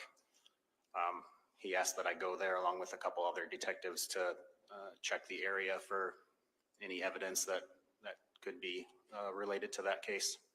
So after you received that call from Lieutenant Buter, did you then go to Morgan Creek Park? I did. Is the Morgan Creek Park that you're referring to in Lynn County? Yes. Was there a specific area within the park that you were asked to focus your attention on? It was I believe it was the first parking lot, just as you come into the park off of E Avenue Northwest. Do you know why you were asked to focus on that specific area? Just very generally speaking. Okay. Basically, they had maybe location data from some type of device that belonged to the female victim, was the way I understood it. And that's where it showed that it was at. And so when you arrived at Morgan Creek Park, did you start your search of that first parking lot area? I did not. I drove past there and just kind of did a overall drive. It's kind of a large driveway area. There's a number of different like separate parking lots. And then I eventually came back to that first parking lot that they were referring to. And I think when that happened, Sergeant Eric Lear was there, and then Sergeant Tim Payne was there as well. When you went down this, I think you described it as like a long driveway into the park, were there areas down and along that driveway or other areas of the park that you also searched? Yeah, there's a large playground area, a large pavilion. There is, like I said before, multiple different separate parking lots. And then there's also a off-leash dog park there as well. Can you tell me or tell us, when you were doing the search of these areas, what's the search entail? What's it look like? We were just looking for anything that may be connected to the victim in Iowa County. So basically anything that could look out of place, or maybe some blood evidence or clothing, or pretty much anything, personal belongings. I know you named a couple of other sergeants that were involved. Do you recall how many of you were out there doing that? There's 3 of us. And approximately how long did you guys spend doing this search? Probably 2.5 hours, somewhere in between 2 and 3 hours. Was there anything of evidentiary value found at the park during this search? No. While out in that area, did you attempt to locate surveillance cameras or anything of that nature? So that's a newer area, I think, within the past couple years, but they do not have any cameras at that location. So you did attempt to find out if there were surveillance cameras? Yeah, I was already aware from previous investigations that the new playground park area does not have surveillance cameras. Where'd you go after you left Morgan Creek Park? Sergeant Payne and myself were then asked to go to the Walmart on the southwest side of Cedar Rapids. I think he had sent Tim Payne a couple receipts that were located in a suspect vehicle during a search warrant. And those receipts showed purchases made from the southwest side Walmart? Correct. Were you guys in possession of or sent at some point copies of those receipts to take with you out there? Yeah, I think that came through through a text message. So then did you go straight to Walmart from there? As I recall, yeah. Who'd you meet with at Walmart to assist in this part of your investigation? It was the loss prevention employee, Tyler Heggie. And did you ask Tyler to help you collect or find surveillance video from within Walmart at the time that correlated with those receipts? Yeah, we would have provided him, either shown him the receipts or provided him the date and time of each transaction. The first receipt, and I say first chronologically, but what was the date on the first receipt? It was February 17th at 2:56 p.m. 2024? Yes. And so you say at 2:56 p.m., so the receipt also had a timestamp on it? Correct. Can you recall, or do you have recollection of what was purchased during that February 17th, 2:56 p.m. trip? I didn't at that time. The description, from the description, I couldn't tell what it was, but I later found that it was a digital doorknob. And when you reviewed the video from the date and the time that was stamped on the receipt that was recovered, were you able to see who was making the purchase? Yes. And who made the purchase of that digital doorknob? It was the defendant, McKinley Louisma.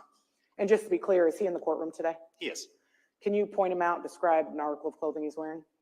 It's the gentleman sitting in the light blue long sleeve button-up shirt. Your Honor, if the record could reflect, this witness did identify the defendant. It will. The second receipt, chronologically, when was it dated and time stamped? February 17th at 22:06 or 10:06 p.m. And was the loss prevention employee, Tyler, was he also able to assist in pulling video from the store at the time of that purchase? Yes. Did you view those videos? I did. Can you tell us what you observed from those videos? We're both Republicans, but we're horrified by Republicans like Mark Robinson and Scott Lasseter. Scott Lasseter supports the extreme abortion ban. If you care about protecting women's reproductive freedom, say no to Mark Robinson. In the parking lot, showing the vehicle of the 3 people that were related to this specific transaction. Then there was an overhead shot at the self-checkout showing the purchase itself and the 3 individuals who were there. And then there was 2 other clips up at the front of the store, so past the point of sale registers, 2 different clips of them leaving or exiting the store. And so when you're discussing these different clips and the location of these cameras, there were multiple cameras that were recording simultaneously during this time. Correct. And those different cameras would pick the defendant up throughout the store. Yes. Were you able to ascertain from your review of these different camera angles what the defendant was shopping for or what purchases he made in the store? Yes, for that evening purchase at 2206, it was for 2 machetes and 2 pairs of coated gloves. And what's a coated glove?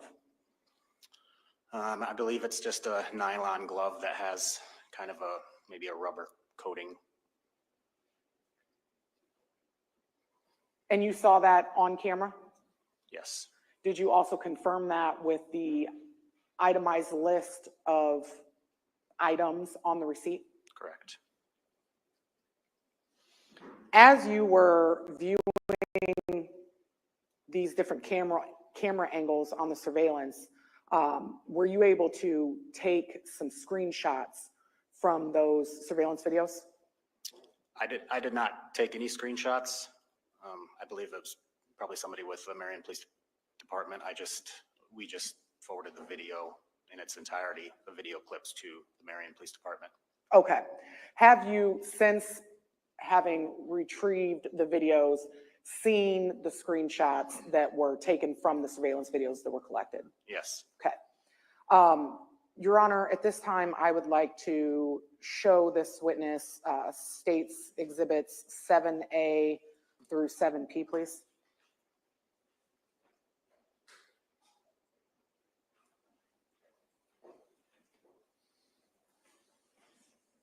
And I'm just going to go through them quickly. Detective Grote, do you recognize these photos from the surveillance video that was collected? Yes. And were these screenshots of video that was taken on the 17th of February, 2024? Yes. Your Honor, the state offers 7A through 7P. Any objection to 7A through 7P? No objection. Exhibits 7A through 7P are admitted. And may the state have permission to publish those exhibits, Judge? You may.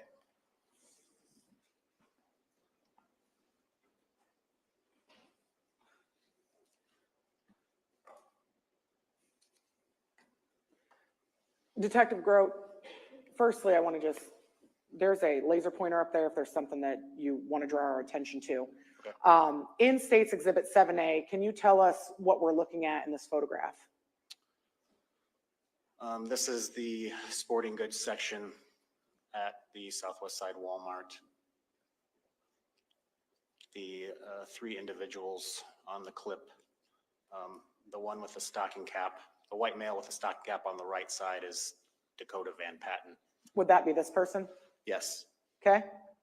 The subject to his right is Logan Kimpton, and then the male directly behind him is McKinley Louisma. And in 7B, what are we seeing here? McKinley Louisma. Is that the same aisle that was seen in the previous exhibit? Yes. And in 7C, what are we seeing? Dakota Van Patten. 7D? The same 3 individuals. The first one, Van Patten, then Kimpton, then Louisma. And in State's Exhibit 7E, what camera angle are we looking at here? So this is above the self-checkout register. And are you able from this angle to recognize the party shown in this photograph? I can, just because I've reviewed the video clip. Okay. Who is the person in the bottom right-hand corner? McKinley Louisma. And the person in the middle, is this just the Walmart employee? Correct. And whose shoe and hand in a pocket is seen on the left bottom side of this screen? I believe that's Dakota Van Patten's.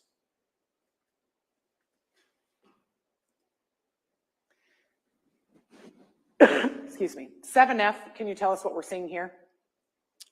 The purchase for the 2 machetes. There's 2 machetes there, and then the same three individuals. The person seen in the middle now, who is this? Logan Kimpton. And in 7G?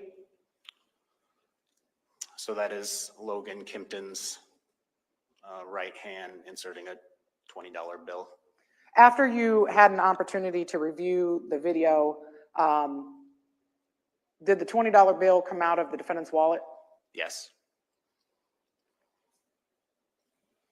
And in 7H, is this the second machete that was being purchased? As the other one's in his left hand? Yes. Speaking of 7H, there were items seen in this gray bag. Were those items selected from the store by the defendant or the 2 others that were with him? No. How did they get in that bag? We had gone back to Walmart the second day for a few other things and were asked by Marion investigators to inquire as to how those 2 items got in the bag. In reviewing the video at the store, there was a Walmart associate who was at the register just prior to this transaction.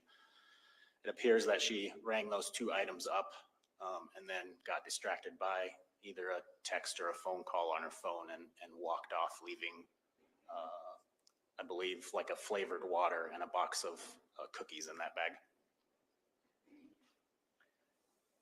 And 7I, what are we looking at here? That shows McKinley Louisma holding both machetes, and he has his wallet out, I believe. I take that back. I think those are the coated gloves in his left hand. And in 7J, are you able to confirm that in his left hand it is the coated gloves? Yes. What are we seeing in 7K? They just left the self-checkout. McKinley Louisma has the gray sweatpants, dark colored hoodie, and red shoes. And then to the left, individual with the stocking cap on is Dakota Van Patten, and the subject that you can barely see is in front of him is Logan Kimpton. And the 3 individuals that you just referenced, are they also shown in 7L? Yes. Shorter one is Kimpton, Yes. stocking cap, Dakota Van Patten, Yes. and this gentleman to the left with the red shoes is Louisma. Yes. And in 7M, is that a continuation of them leaving the store? Yes. Who's carrying the machetes in these photographs?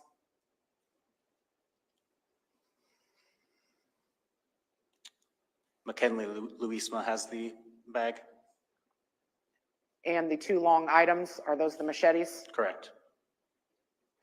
When you say that McKinley Louisma has the bag, did that bag when they left also contain that flavored water and that package of cookies? Yes. 7N, what camera angle are we seeing in this photograph? It's the parking lot. Same 3 individuals? Yes. On the left, is this Dakota Van Patten? Yes.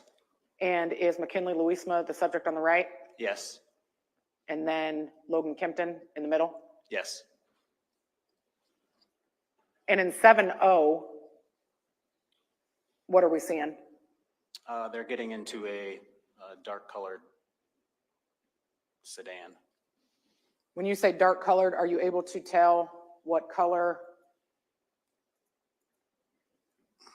that vehicle is? It looks blue.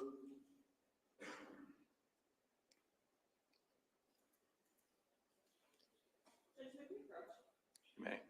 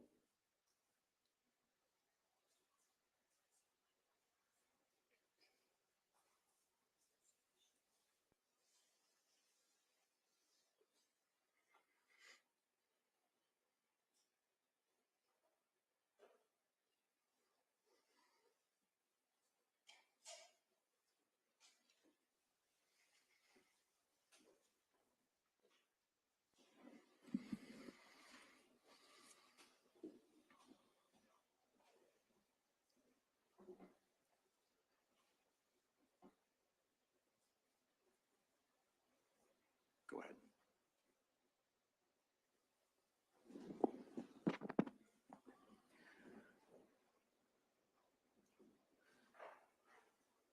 I think we talked about 7O. I'm going to move on to 7P. Same people, same car in the same parking lot. Yes.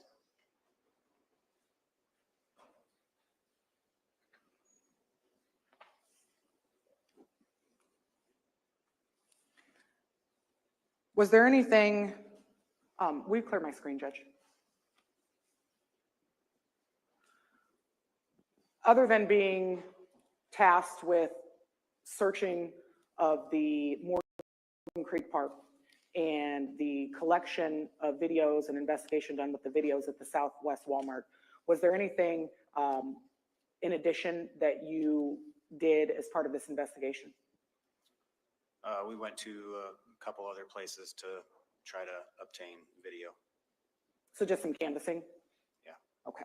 And to be clear, was there any video found at those other places that you went to that was relevant to your investigation? We had gotten a video clip from the BP in Walford of a dark colored sedan that looked similar to the one at Walmart from that evening purchase, but that was all. The BP that was obtained from, was that BP selected because it was on the path to the Lily Pond area? Correct. I had gotten information, or one of the detectives had gotten information from the Marion Police Department and specifically wanted us to check that BP. I don't have any additional questions, Judge. Cross-examination. Thank you. Good afternoon, Detective. Hello. Let's go back and talk about your work at Morgan Creek Park, please, okay? Okay. You went there and arrived at sometime in the afternoon, is that right? Yeah, it would have been shortly after 1 p.m. Daylight. Yes, Your information was that Melody had been there very early that morning, is that correct? I don't remember receiving a specific time. And you were directed to concentrate on a particular parking lot, is that your recollection? Yes, You were looking for anything that may have evidentiary value? correct. You were not the only one searching, correct?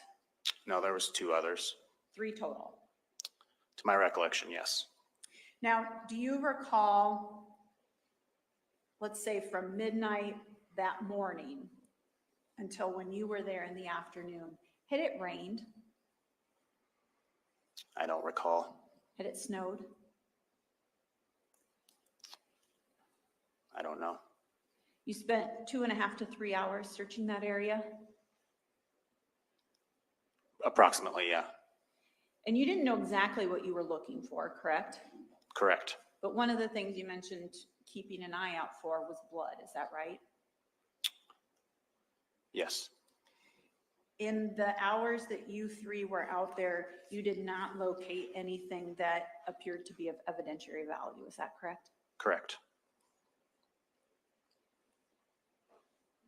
Thank you, Detective. Nothing else. Redirect. Just briefly, Your Honor, I want to, Detective Grote, ask you just a couple more follow-up questions about that video scene from the BP gas station. Okay. When you saw the blue sedan at the BP gas station, did that vehicle ever stop at the BP? If it did, it was very brief. It entered the parking lot, pulled up to one of the the first gas pump that it came to, and then it kind of slow rolled and then left. No one ever got out? No, And when you were watching the video clip from the BP with that blue sedan pulling up, slow rolling, driving off, was there any, did you see any law enforcement vehicles or officers visible in that video at the time? no.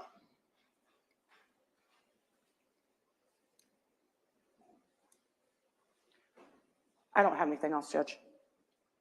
Cross. Nothing else. Thank you. Thank you. Thanks.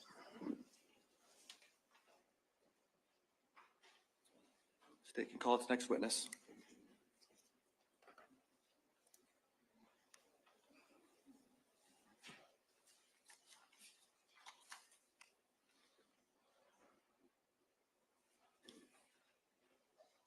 Your Honor, state calls Trevor Weiss.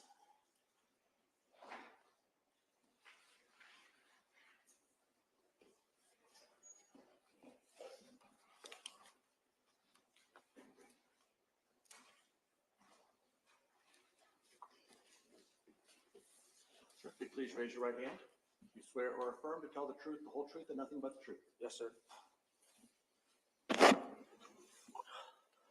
If you would please start by stating and spelling your full name for the record.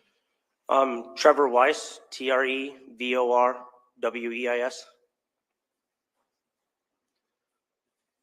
Thank you. Go ahead, counsel. Mr. Weiss, how are you today? I'm doing well. How are you? Good, thanks. You're welcome. Appreciate you being here. Can you tell us a little bit about yourself? First of all, how old are you? I'm 30. July 8th of 94. I was born in Cedar Rapids, Iowa. Born and raised here. I work at Lebowski's in Robbins, Iowa. I live in Tower Terrace Trailer Court. I got a dog. Spend most of my time with him. Other than that, work, sleep, and take care of the dog. All right. The dog's name? Dash. What kind of dog is it? Black Lab mix. So just you and your dog live at the Yes, sir. trailer? What's the address of that trailer you guys have? 2728 Morning Dove Lane.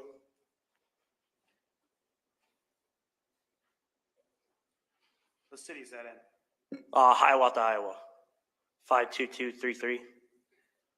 What's the name of the trailer park? Tower Terrace Trailer Court.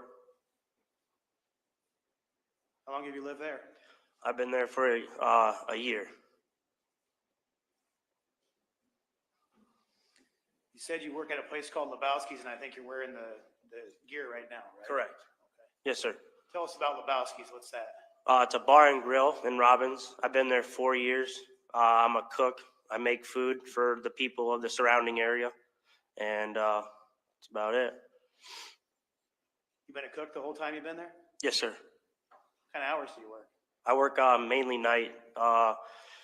Monday, Tuesday, I work from 3:30 to 8 o'clock-ish on Monday. And Tuesday, I work from 5 to close. Wednesday, Thursday off. Friday, I work during the day. Friday is 11 to 4. And then Saturday's 5 to 11. And then I work all day Sunday from 10 to about 8 o'clock. How many hours does that add up to? I mean, bi-weekly, it's about like 32, 35. And on a 2-week check, it's about 62, 65. Is that pretty much the standard hours that you work then weekly? Yes, sir. My schedule doesn't change and it hasn't changed. Have you always been a cook out there? Yes, sir. What's the best thing to get at Lebowski's? The dude fries. No. Were you working at Lebowski's back on February 17th and 18th of 2024? Yes, sir. So February 17th was a Saturday, is that right? Correct. Okay, what shift were you working that Saturday? 5 to 11. Is 11 o'clock basically close time? It is close time, yep.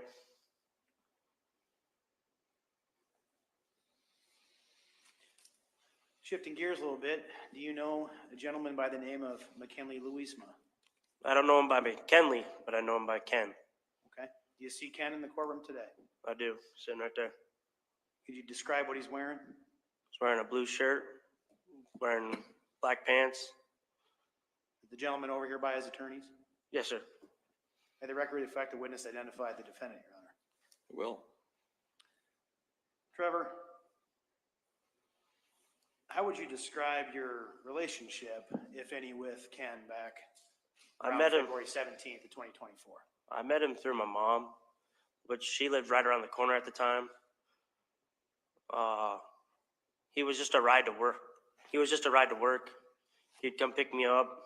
He'd drop me off. Basic to minimal communication, nothing out of sort. Said you met him through your mom. Who's Correct. Your mom? My mom is Patricia Bascom. Trevor, sometimes when I ask questions, I pause a little bit before I'm done. So if you don't mind, kind of wait until I finish. I'll try to do better at that. Okay, sounds good. We'll talk over each other. Where's Here in Eastern North Carolina, we look out for each other.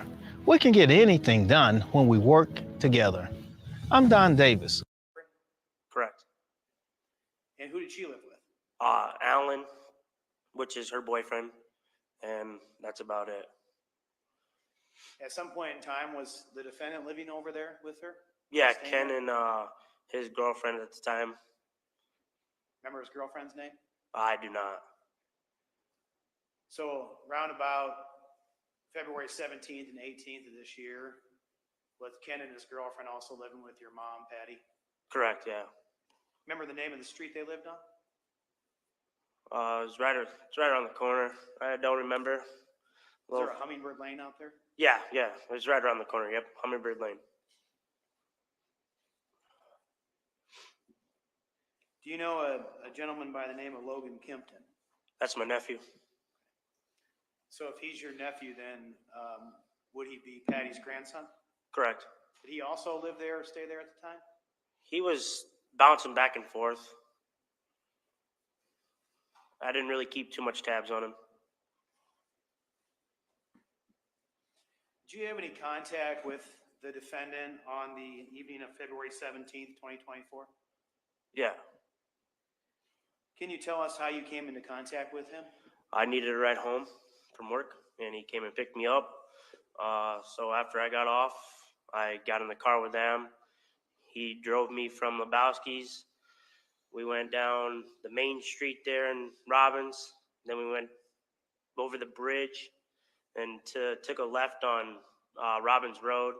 And then as soon as went down a little ways, then took a right onto Tower Terrace, and then went straight from there, and then the roundabout, and then straight, and then took a right onto Morning Dove, and then dropped me off.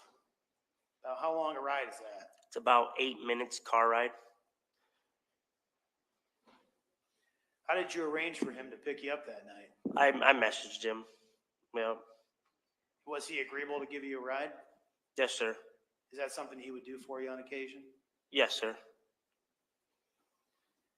you remember approximately what time he picked you up or arrived at your workplace? About 10:30. You said 11 o'clock was closed, right? 11 o'clock is closed, yep. But he arrived a little early, 10:30, 10:45-ish.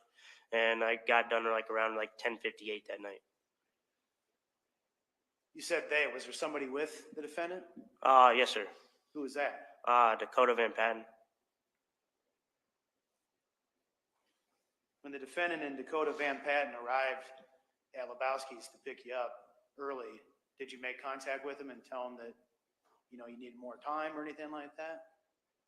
No, I just finished up my work and got my work done, and then got a ride home. Did you know Dakota Van Patten before that day? I did, but it was minimal communication before then. Where I had met you him seen through. Sorry. No, go ahead. Where had you seen him before? My mom's house on Hummingbird Lane. Did you recognize him at first? I did, yeah. Did you figure out that the two of you, and that's you and Mr. Van Patten, that you had met before? It took me a while, but yes, I did. I did, yeah. I met him through his brother. Who's his brother? I forgot his brother's name.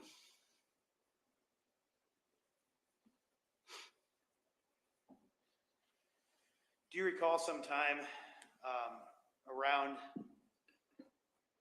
this time period you received a request on Facebook, what we call a friend request from Dakota? Correct.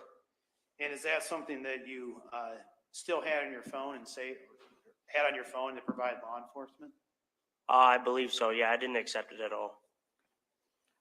Your Honor, may I show the, one second.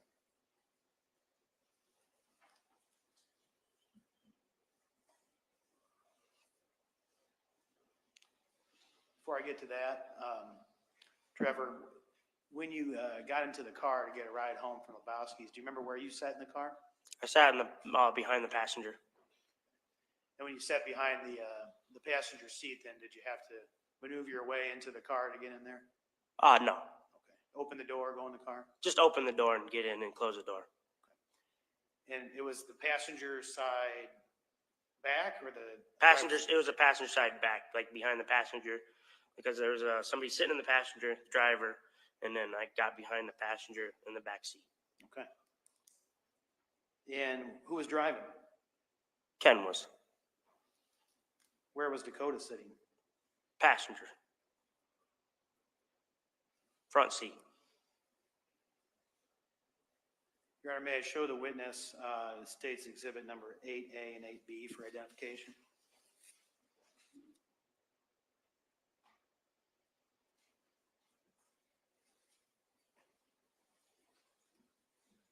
Trevor, do you see state's exhibit number 8A? Correct. Do you recognize that exhibit? I do. Okay. And then I'll show you state's exhibit 8B. Do you recognize that exhibit? I do. And what do these exhibits contain? A friend request from Dakota. Okay. Is that a fair and accurate depiction of the friend request as it appeared on your phone from who you learned to be Dakota Van Patten? Correct. Move to enter state's exhibits 8A and 8B, Your Honor. Any objection to 8A or 8B?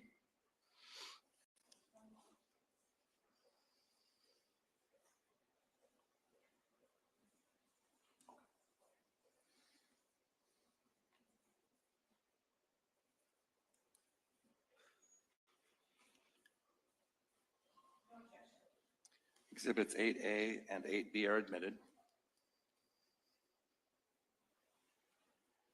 Trevor, in front of you, we have State's Exhibit number 8B first. Can we publish that, Your Honor? You may. Thank you. And what does 8B then depict? If I need to respond to their question or not. Is this, what's depicted in State's Exhibit 8B? Is that your phone? Correct, yeah. Okay. And is this what is referred to as like a profile page for Facebook? Correct. Is this the profile page of who's described as Coda Smith, but you learned to be and knew as Dakota Van Patten? Correct.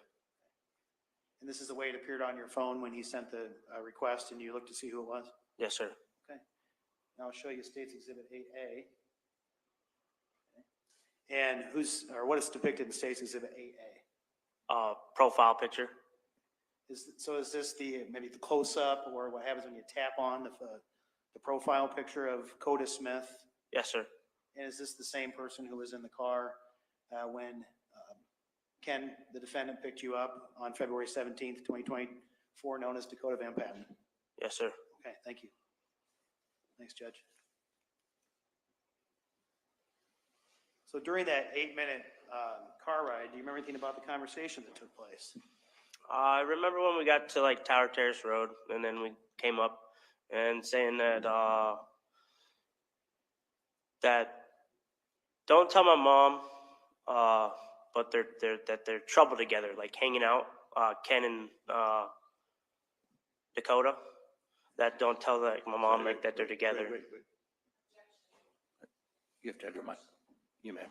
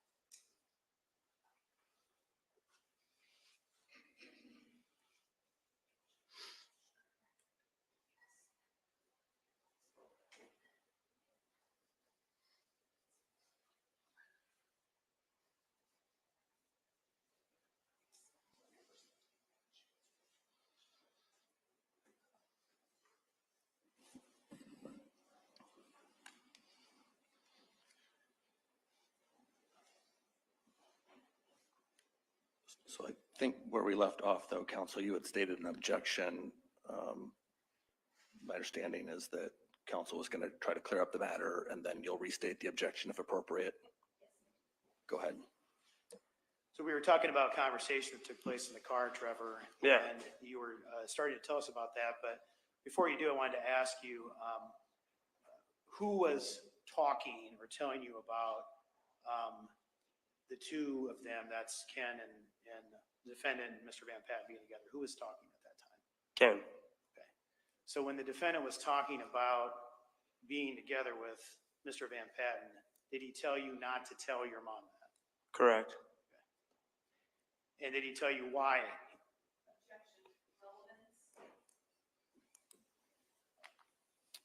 Please approach.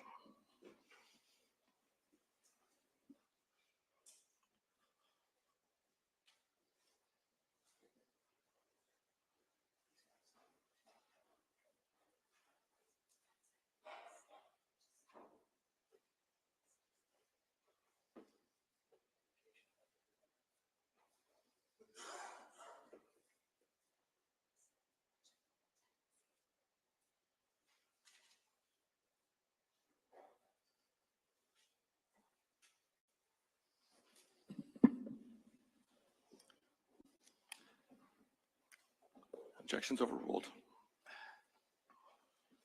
Trevor, did the defendant tell you why he didn't want you to tell his mom that he was with Mr. Van Patten? That I didn't want to tell my mom? Yeah. Because they would get in trouble together.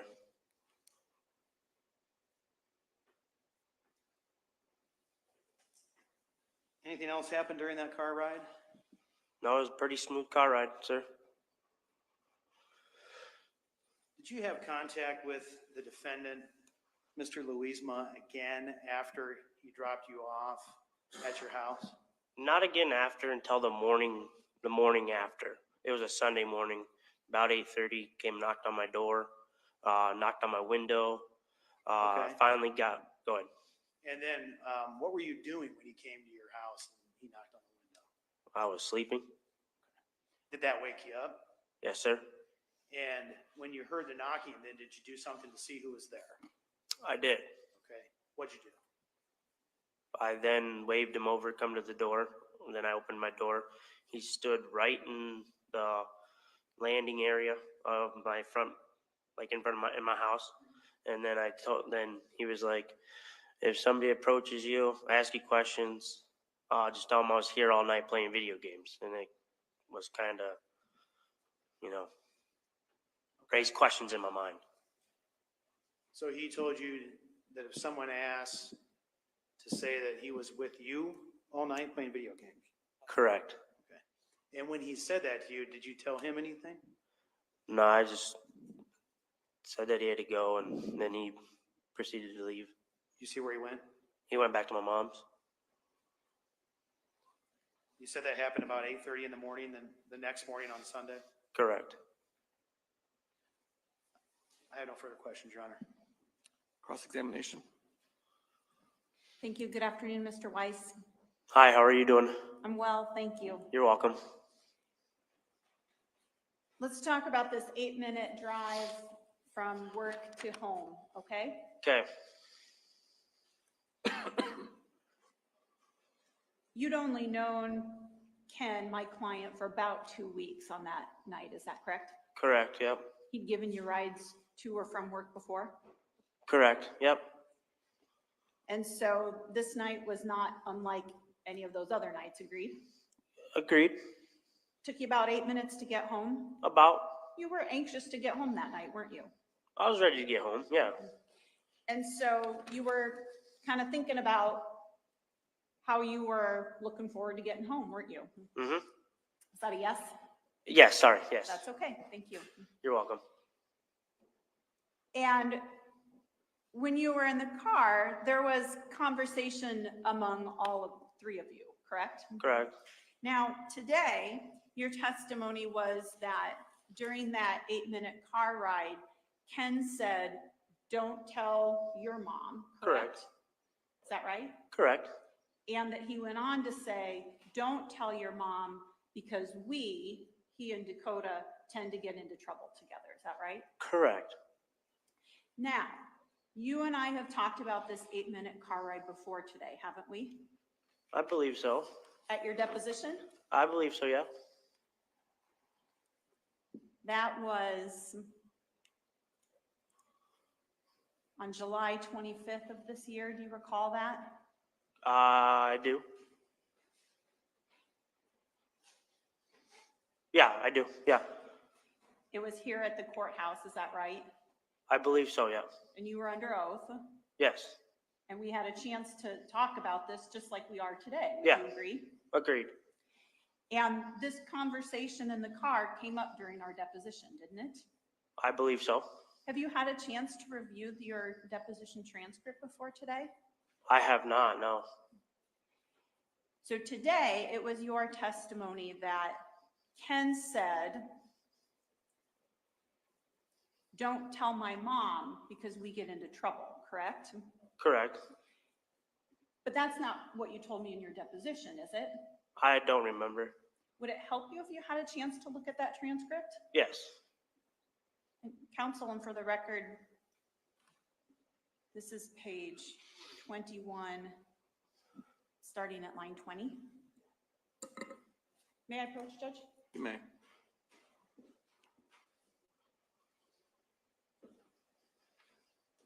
Mr. Weiss, I'm going to set this in Okay. and give you a chance to read it. Please just read it to yourself, not Okay. out loud. Read as much as you need to remember this. All right. And I'm going to direct your attention to line 20, okay?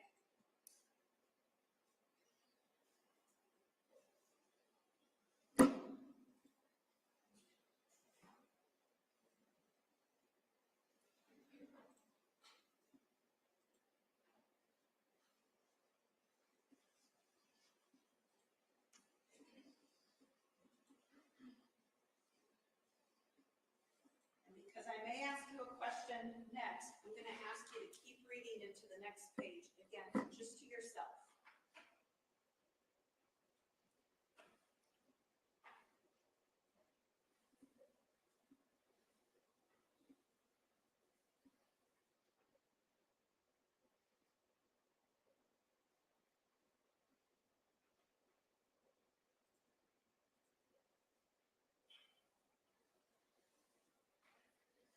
Do you have a chance to review that? I did.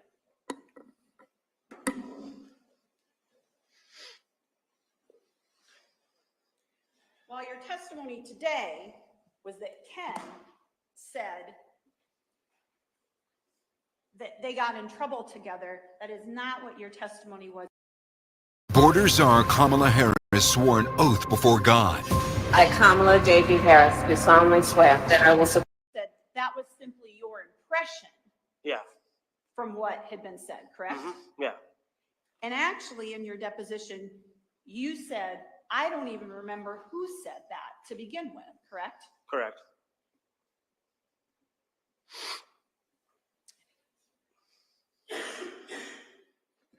Thank you, Mr. Weiss. I don't have any other questions. All right. Thank you. Thank you. Redirect. Thank you, Your Honor. Trevor, you just showed a copy of your deposition. Correct. And at the time you gave the deposition, remember when that was? July 25th. As you sit here today and you were answering questions under oath, did you remember who it was that said that, Clark? I don't remember exactly, but I haven't really been feeling too well. Well, today, when we asked you, you said it was McKinley that said that. Yeah. As you sit here today, do you remember him saying those words? I don't know.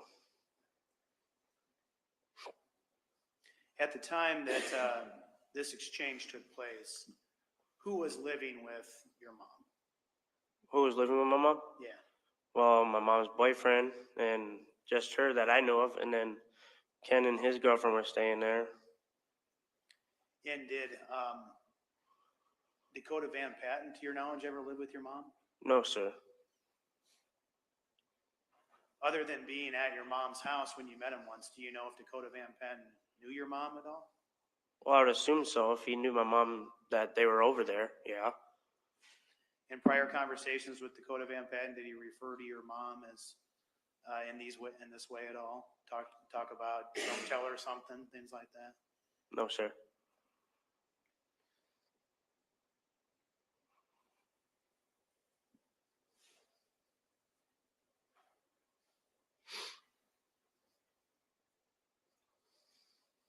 That's all I have, Your Honor.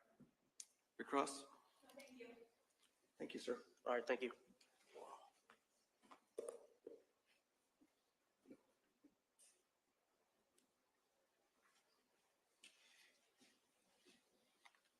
State can call its next witness.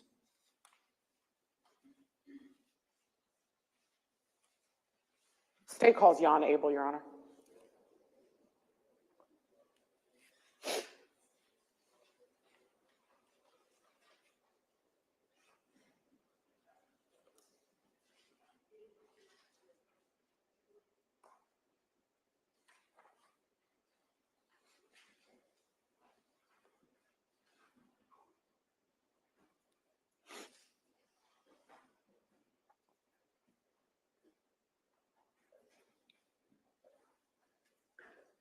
Please raise your right hand. Do you swear or affirm to tell the truth, the whole truth, and nothing but the truth? I do.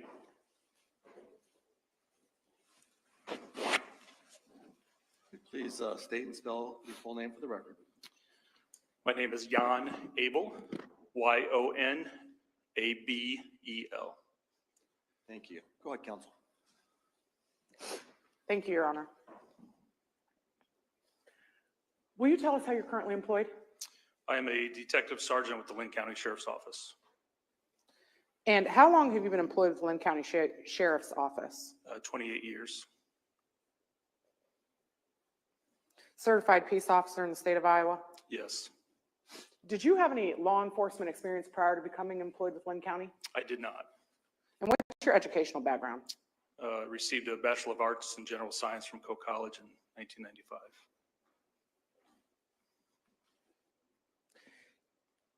Your current role is detective sergeant. Was that also your role in February of 2024? Yes,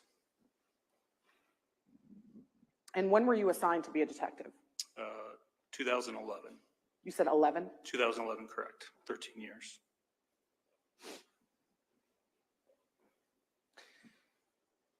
Detective Abel, did you become involved in the death investigation or homicide investigation of Melody Hoffman? Yes. And can you tell us when you became involved in that? Would have been Monday, February 19th. And how did that involvement come to be? I was notified by my supervisor, Lieutenant Buter, to attend a meeting at the Marion Police Department involving a homicide investigation. And did you go to that meeting at the Marion Police Department? I did. From there, were you directed to go to the Lebowski's Bar and Grill? Yes. And what was the purpose of going to Lebowski's? Purpose was to talk to Trevor in regards to his involvement with a suspect. And so did you go to Lebowski's? I did. And did you meet with Trevor? Yes. Now, while you were at Lebowski's, did you conduct an interview with him there? We spoke to him briefly, and then we agreed to meet later at his residence. And can you recall the address that you initially intended to meet Trevor? I do not know the exact address.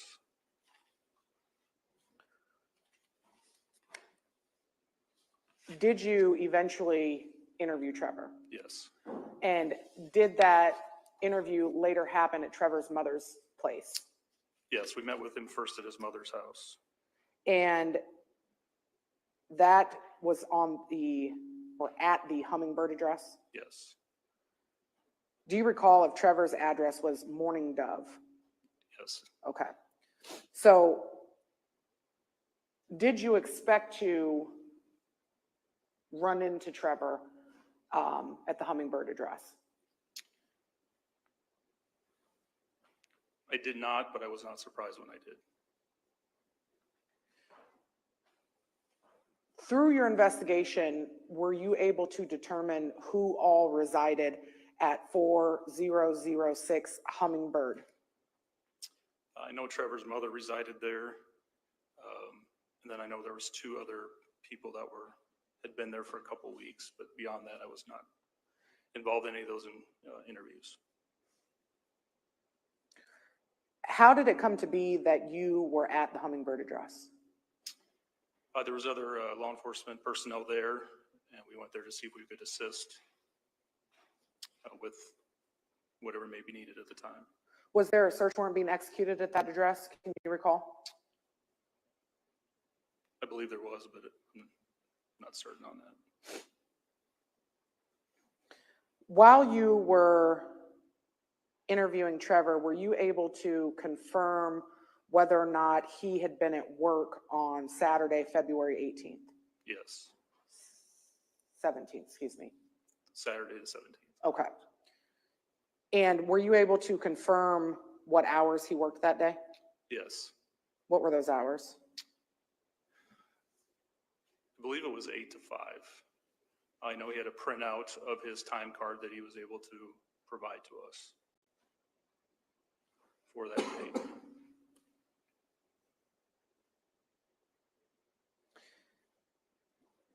When you were interviewing Trevor, did you discuss with him how he got home from work Yes. on the 17th? Yes. Okay. And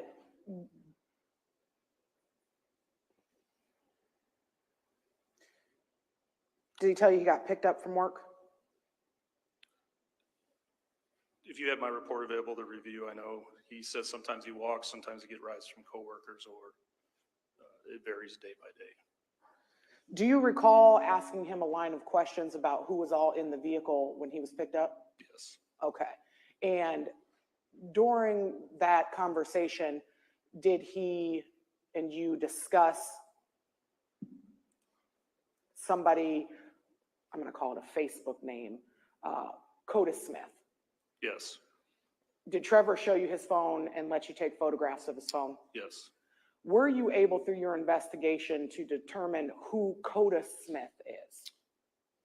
The URL or web address actually said Van Patten for a name. So the Dakota Smith was the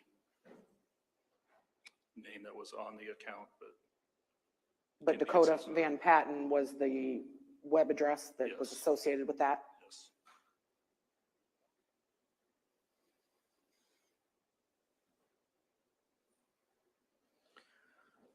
Also, as part of your role in the investigation, were you asked or requested to do some follow-up work, excuse me, at the Southwest Walmart? Yes. Can you tell us what the purpose of you doing that follow-up work was? I went to Walmart to take photos of an aisle in the sporting goods area and specific items that were purchased from that location. How did you know which aisle in the sporting goods section you needed to go photograph? I'd seen video previously of people in that area before coming from that general area, and I knew what items I was looking for as well. What items were you looking for? I was looking for a machete and then also a pair of gloves. And when you got to the Walmart and got to that aisle, did you determine that the machetes and the specific pair of gloves you were looking for were in the same aisle? Yes, And did you photograph all of that? I did. Your Honor, the state would offer 9A through 9H. Any objection to 9A through 9H? No objection. 9A through 9H are admitted.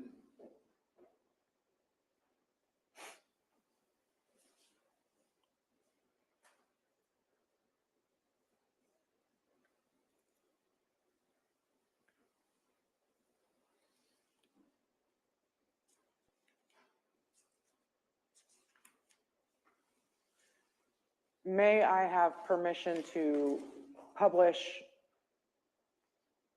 States Exhibits 9A through 9H and to republish Exhibit 7B? You may. Tell me when you're ready. I'm ready, Judge.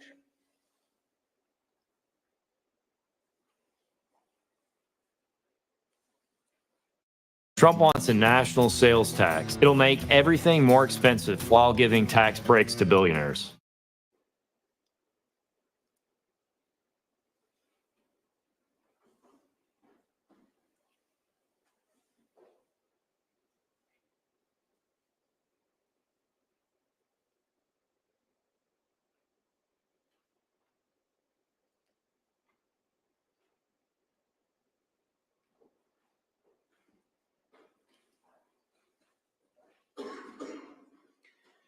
Looking first at States Exhibit 9A, is this the sporting goods aisle that you were primarily focused on?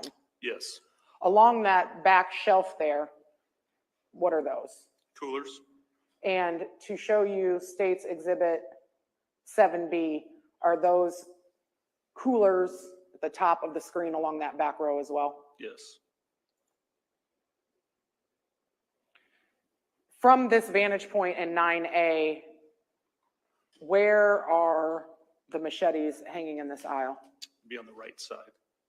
And is that in this area? Yes. And the gloves that you were looking for, where were those hanging? On the left side. In this area? Correct. So in States Exhibit 9B, have you now turned your camera to the right of that aisle? Yes. And were you able to see or find the specific machetes that you were looking for? Yes. And is kind of center screen, is this the machetes that you were looking for? Yes. Did the machetes that were hanging on that rack match up with the machetes that were found in this investigation? Yes. And when I say match up, packaging, size, shape, all of the above. Yes. Is 9C a closer up photo of the machete that I just circled with my mouse in the prior photo? Yes. And 9D, what are we looking at here? It's the opposite side of the aisle. We're looking at fishing and gloves specifically.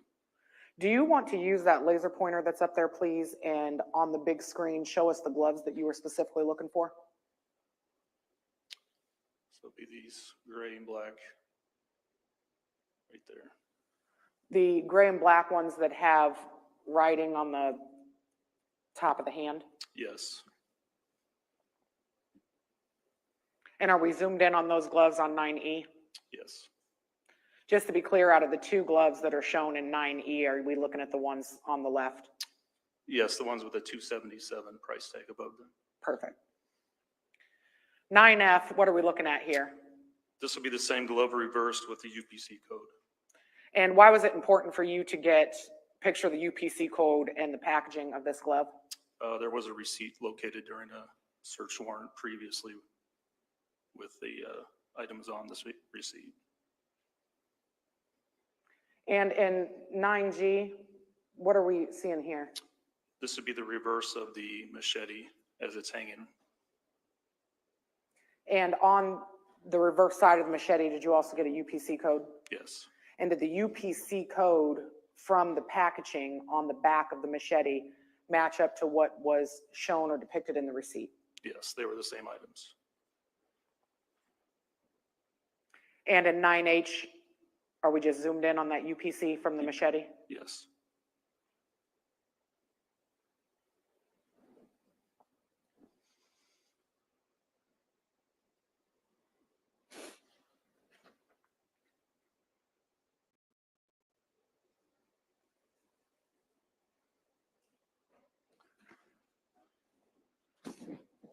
As part of your role in this investigation, did you also assist with the execution of a search warrant at 270 15th Street Northwest? Yes. Do you recall whose property or who lived there? I know Mr. Van Patten was residing there with his brother and brother's girlfriend. But that was the address associated with Dakota Van Patten? Yes. You weren't the lead detective or the lead investigator during the execution of that search warrant, No. right? Okay.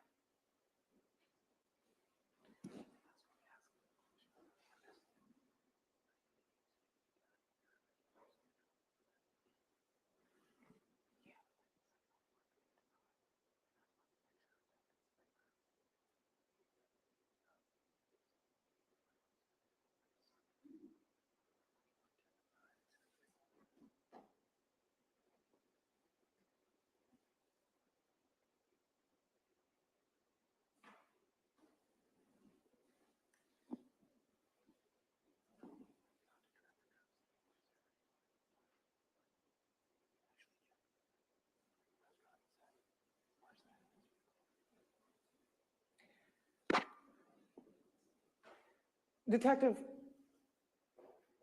I just want to back up briefly.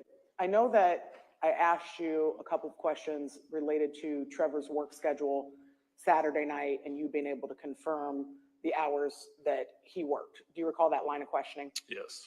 And when you confirmed the hours that Trevor worked at Lebowski's on that Saturday, did you see a printout that showed the hours that he logged in and logged out? Yes. And I want to bring you, I think originally when I asked you this question, you recalled that Trevor worked 8 to 5 that day. If you had an opportunity to see your report, would it help you clarify what the hours were that you verified Trevor worked that day? Yes, it would. Give me 1 second here. Your Honor, may I have your permission to approach the witness? You may.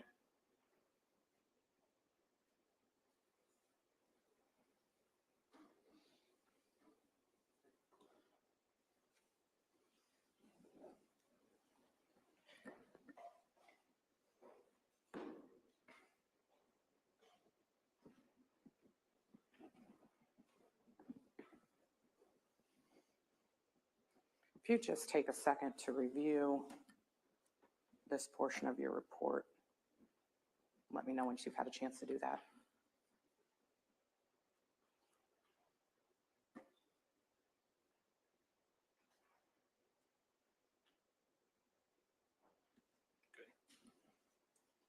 You've had a chance to look at that? Yes. And after having reviewed your report, does that change your answer related to what Trevor's hours were worked on that Saturday? Yes. And what were the hours that Trevor worked that Saturday? It worked 5 to 11 p.m. PM? p.m. Thank you. I don't have any additional questions, Your Honor. Cross? Thank you, sir.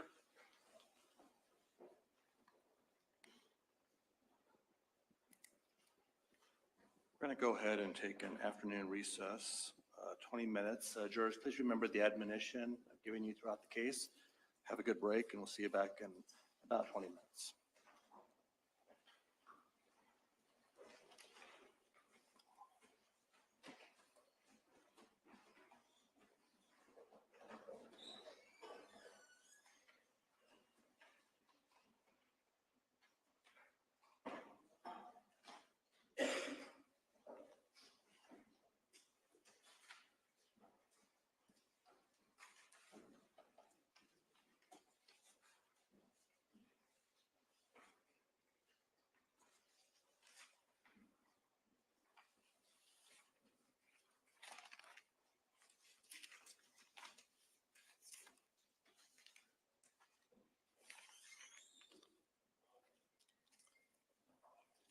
You can all be seated.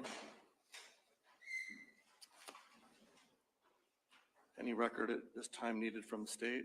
No, Your Honor. From the defense? Yes, Your Honor. Can you turn your mic on? Thank you. I'd like to make a couple records at this point.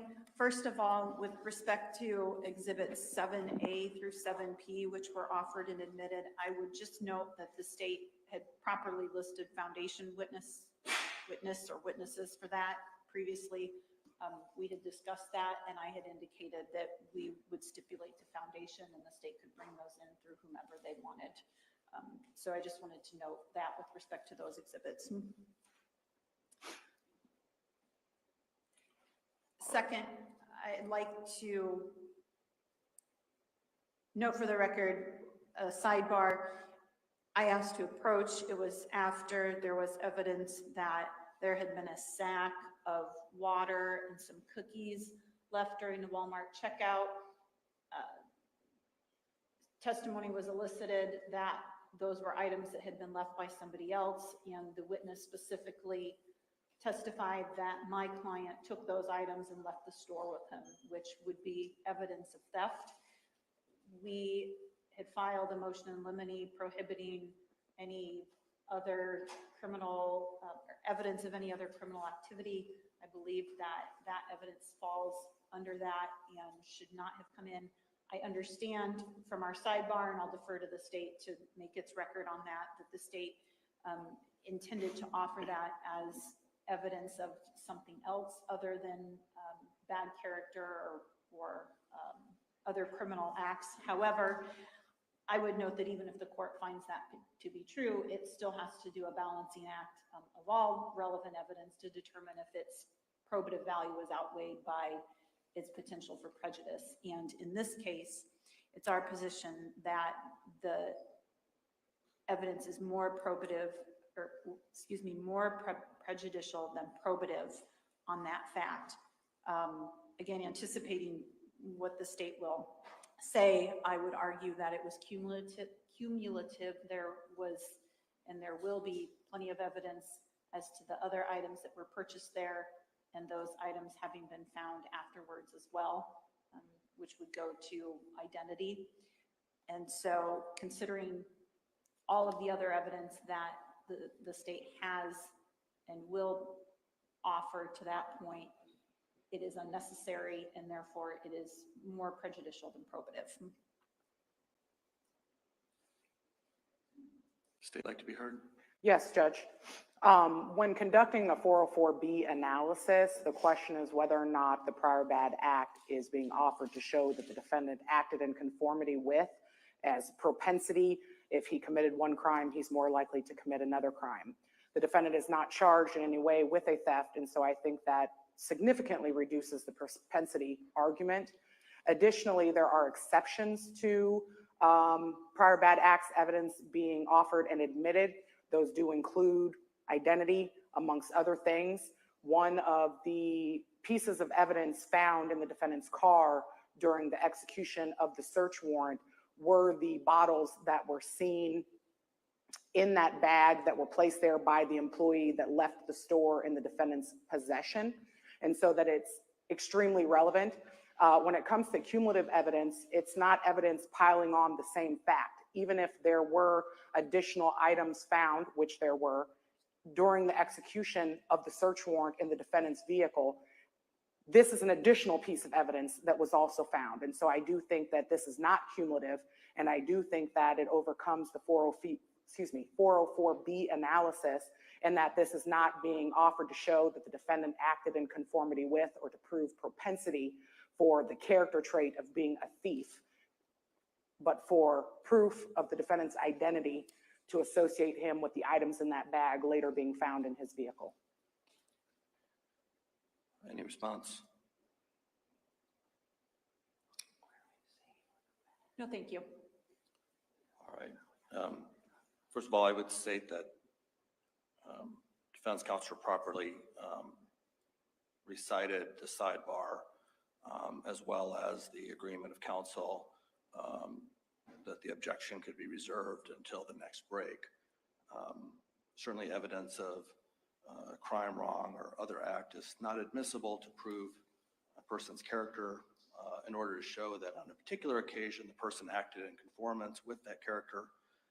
In this instance, the evidence is being offered for another purpose and not for propensity, namely being offered to prove identity, in that the item was found later in defendant's possession, and so it's being offered for a proper purpose and not for propensity. In terms of the balancing, court finds that the probative value is not substantially outweighed by the danger of unfair prejudice. Certainly, there's a significant probative value in terms of identity, that the very item that was found in defendant's possession was also an item that was identified as in the Walmart and taken. And in terms of the unfair prejudice, while theft is certainly a crime, in the large scope of things, I don't believe that it's unfairly prejudicial when balanced against its probative value. Certainly not unfairly so, such that the danger would be, the probative value would be substantially outweighed by the danger of unfair prejudice. So the record's been made, the court's ruled on the same. Any further record on that issue? I would just like to add for the record that the court is correct. The state would agree that the recitation given by Ms. Eimerman of our sidebar was correct and did reflect that conversation. And the state did agree to the timing of the motion being made. So I just want to put the state's voice on that as well.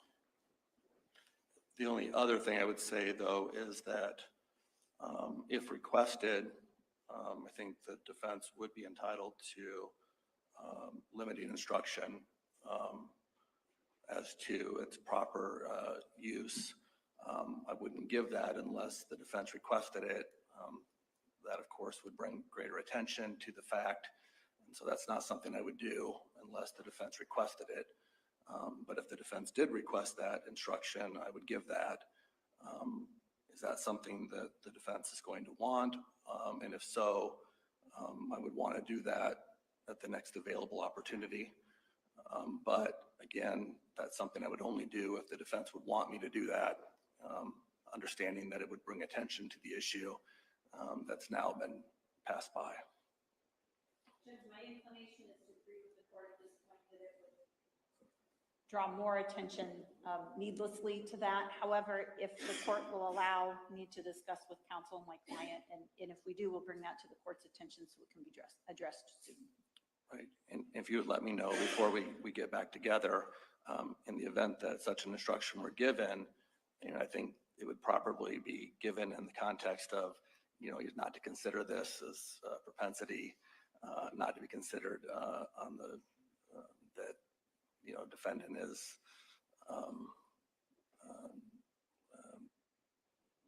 they could only be considered on his proper value on identity. It brings attention to that issue. And so I can certainly give that instruction if it's desired, but obviously would only do that if you want me to. And if you do want me to, then I would like to talk with counsel specifically about the instruction to be given. May I have just a moment? Sure.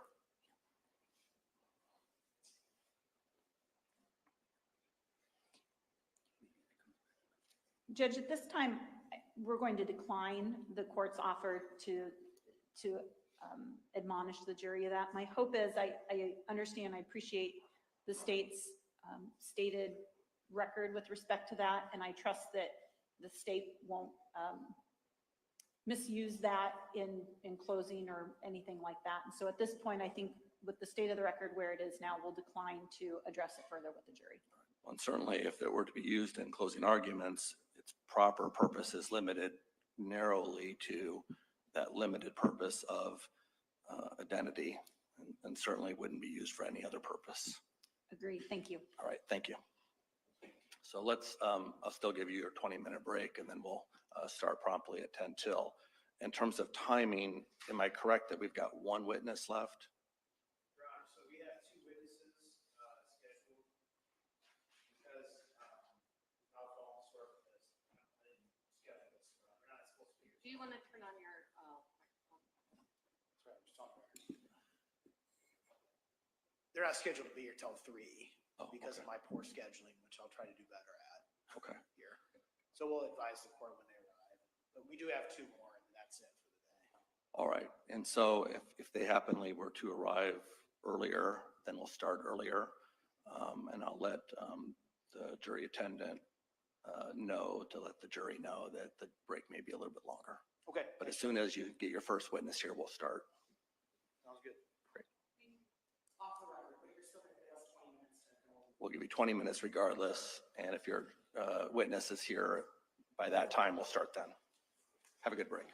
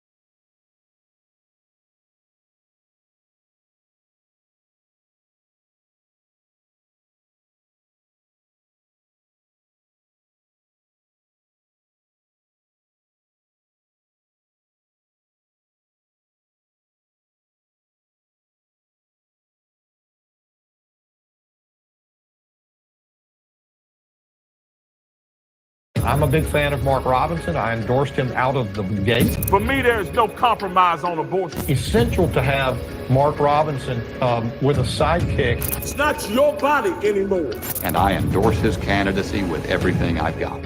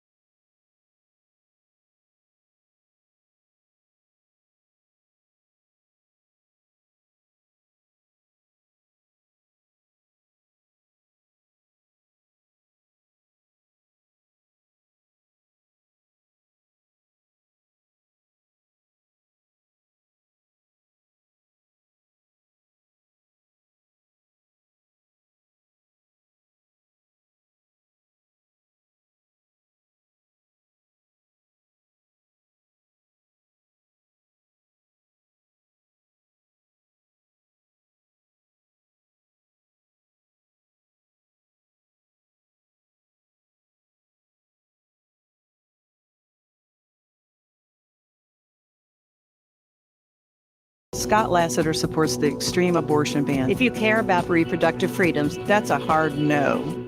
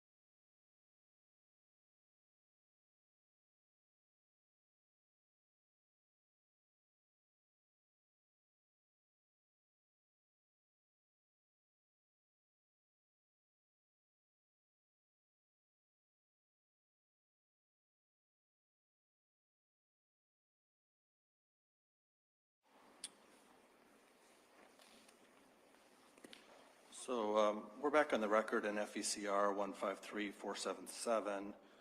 We're outside of the presence of the jury. I understand that there is an issue that council would like to take up outside of the presence of the jury in regard to a witness that's going to be proposed by the state. Who is that witness?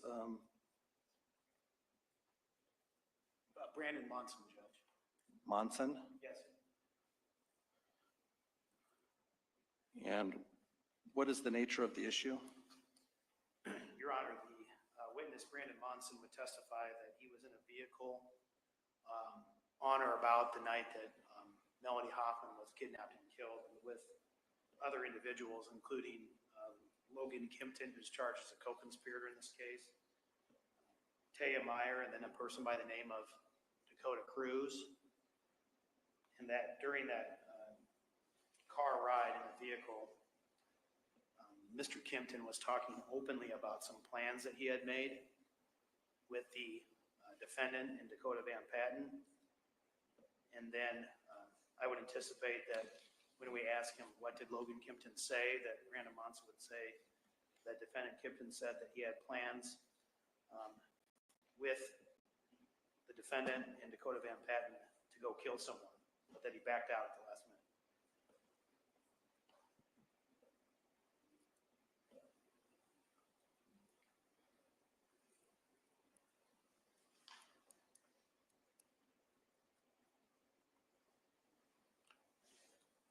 minute. And what is the nature of the objection? Your Honor, the objection is that while this might fit the first part of the statement against interest rule, that the second part that requires... Can you cite a rule, please? Yes. Hearsay exception, and the rule is 804B3, statement against interest as an exception to hearsay. And that I don't think we dispute that that would have a great tendency to be contrary to Mr. Kimpton's interests.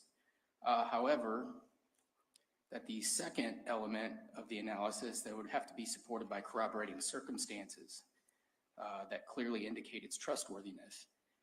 And I understand that to bring this up now involves bringing in a statement from a deposition, whereas this is the trial. There's no doubt that Mr. Monson, who would be the witness today, made these statements in his deposition, but he also went on to say, I wasn't even sure if he was serious or not when he said this.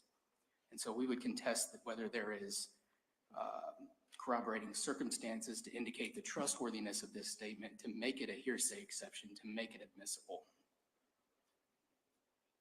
And so what we want to avoid today is a situation where the cat comes out of the bag and then Mr. Monson goes on to say, I wasn't even sure if he was serious about it or not, because he would then immediately be, and we would certainly have to elicit that testimony from him, he would then be questioning the trustworthiness of the hearsay statement that he was bringing into court today.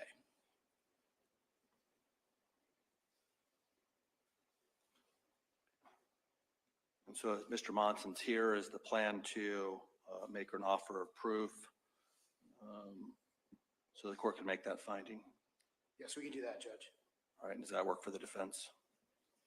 That works for us. Thank you, Your Honor. All right, let's go ahead and do that. I just need a moment to tell him what's going to happen. All right, sounds good. All right, thank you.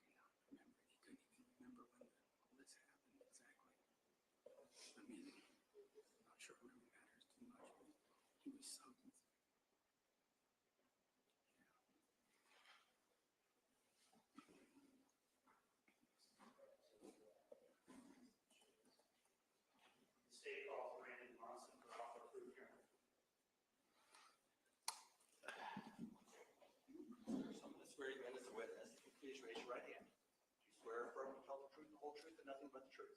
Yes, sir.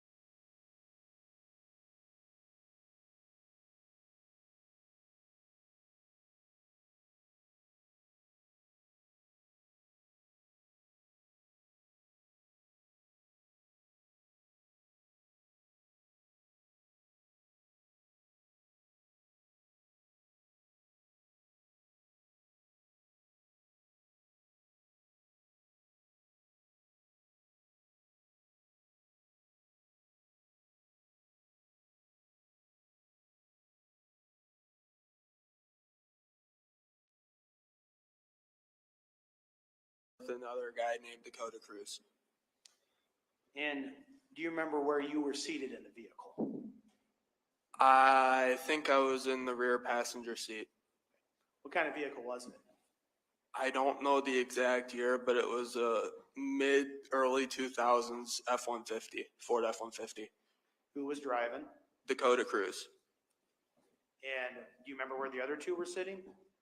Logan was in the front passenger seat, and Taya was in the back seat next to me. Do you recall Logan Kimpton talking openly about some plans that he had made with McKinley Louisma and Dakota Van Patten? Yes, I do. What do you recall Logan Kimpton saying about the plans that he had made with the defendant, Mr. Louisma, and Dakota Van Patten? I was told, the whole vehicle was told that he had a plan to go murder someone. And he said that it was going to be that night, the night of the murder. And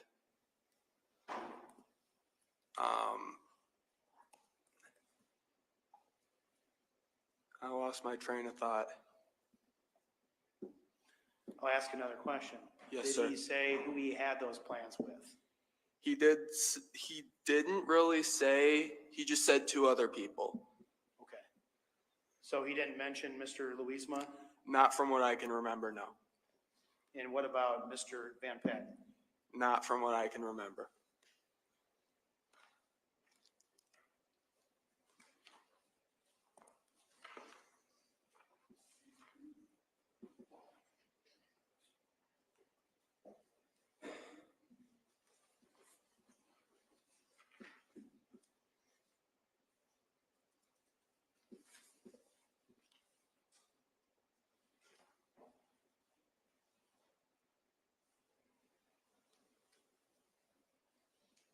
Do you remember, well, I already asked you this, but did you give your deposition in this case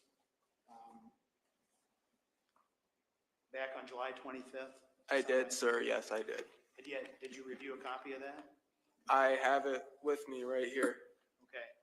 And have you reviewed that prior to today? I have. Do you remember being asked about this statement that Logan Kimpton made in that deposition? I do remember that, yes. Okay. Do you remember what you said when you were asked if Logan Kimpton gave any specifics about? I don't remember that part, no. If you had an opportunity to review that deposition, would that help? If I did have an opportunity now, it would help, yes. Go ahead. Can I approach witness, Your Honor? You may.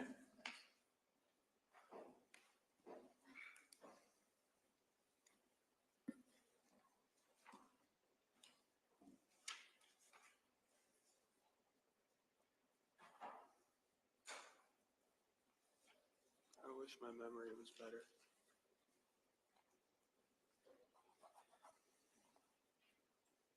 Okay, I'm on page 11, line 14 in the deposition here.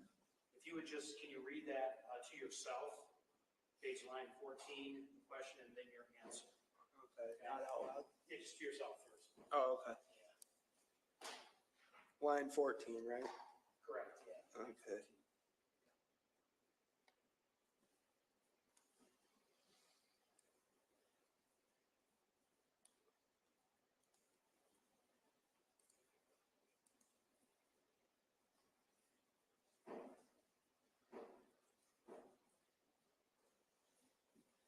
Did that help refresh your recollection? A little bit, yeah. Okay. What did he say specifically about these plans?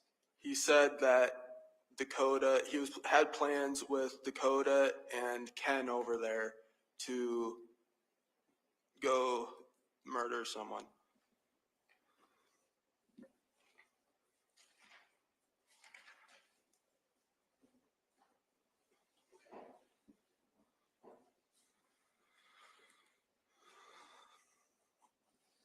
At the time that he said this, do you remember thinking to yourself whether what he was saying was serious or not? When he said it, I didn't know if it was serious or not. Why? Logan has been known in the past, back in like 2019 when I was friends with him, to joke around about that stuff. Did you ask him any follow-up questions about that? I did not. That's all I have, Judge. Questions? Yes, thank you, Your Honor. Mr. Monson, good afternoon. Good afternoon. First, generally, do you have problems with memory? I do. And is there a reason for that? I was abused in foster care and I got hit in the head a lot. I haven't been able to get a brain scan, but I believe it is from that. Okay, thank you for sharing that.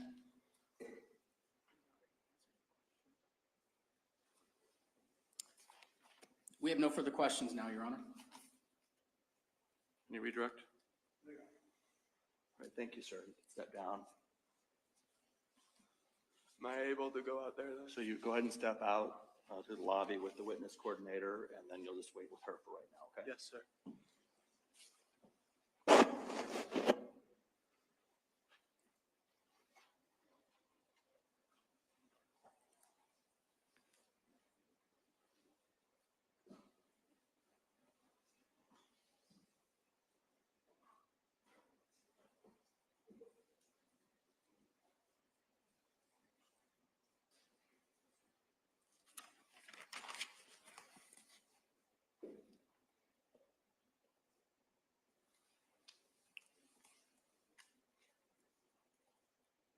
Defense like to make any record?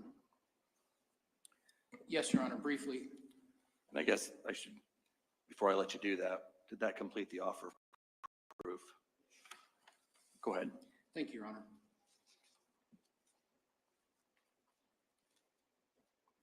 So in addition to what raised the defense's concerns prior to the offer of proof, today, Mr. Monson needed a memory refresher with his deposition transcript just to be able to identify the fact that Mr. Kimpton had identified two other individuals who he supposedly was working some kind of conspiracy with. Mr. Monson fully admits that he has memory issues in general. And he again admitted today that he did not know if the statement was serious or not. And he gave further information, which is, to our understanding, new, I believe, not offered in his deposition, that Mr. Kimpton had a tendency in the past to talk about these kinds of things. And that's what raised his suspicion about whether the statement itself was reliable. He thought at the time the statement may have been unreliable. He thinks today the statement may have been unreliable. And to that end, Your Honor, we think it should be excluded from testimony.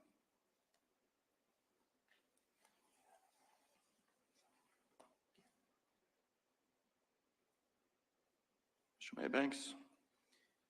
Your Honor, we believe that we've established this is a statement against interest made at the time by Mr. Kimpton, and that a reasonable person in his position would not have made the statement. And it would only be made if the person believed it was true, because it was contrary to his pecuniary and/or propriety interests at this time, and does tend to also subject him to criminal liability. As far as the corroborating circumstances here, the defendant was in a position, or the declarant, Mr. Kimpton, was in a position of being in a vehicle with friends of his. It would seem that he would trust these friends in order to say something that would be so incriminating in their presence.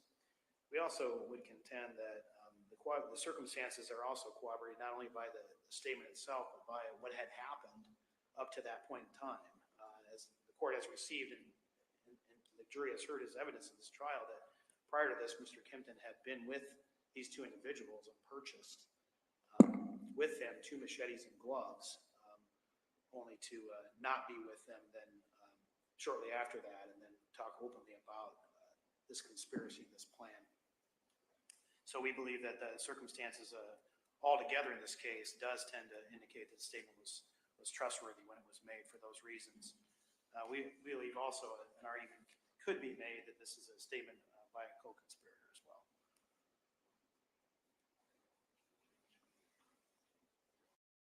And as to that second argument, is that something that the state's offering? And do you wish to develop that as an alternative?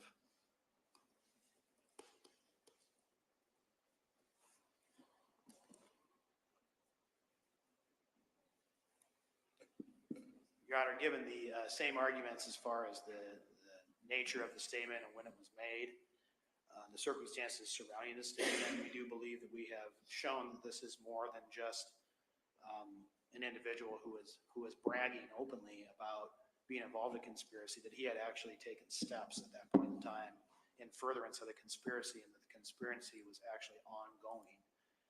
at the time that he made the statement. Clearly, he had not done anything to stop the conspiracy, to report the activity or otherwise.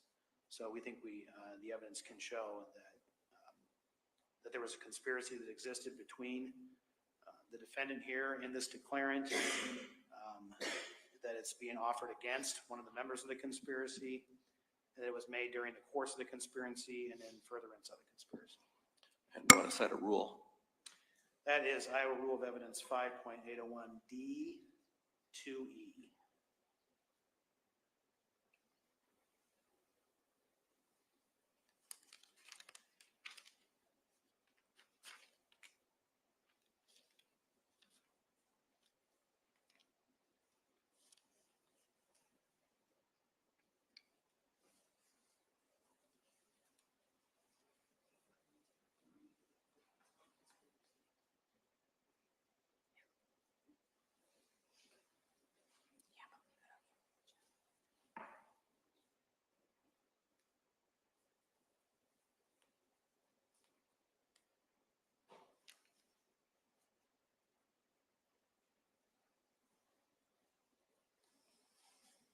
Mr. Moore, do you want to respond to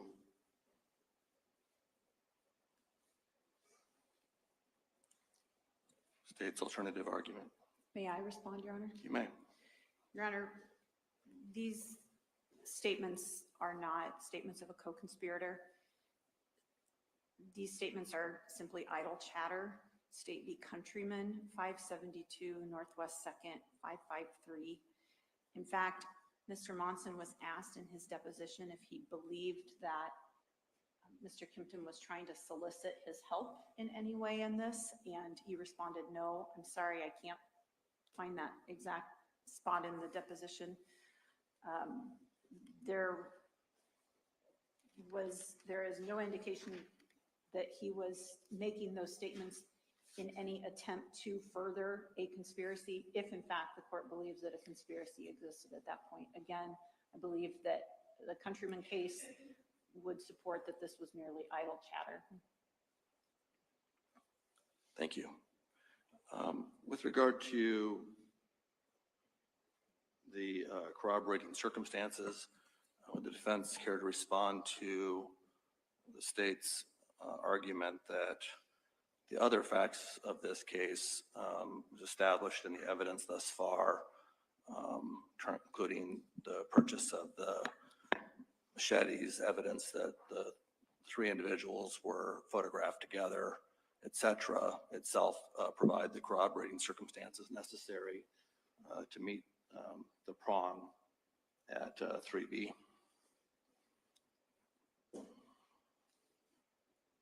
Yes, Your Honor. The corroborating circumstances required by the rule are circumstances that indicate the trustworthiness of the statement.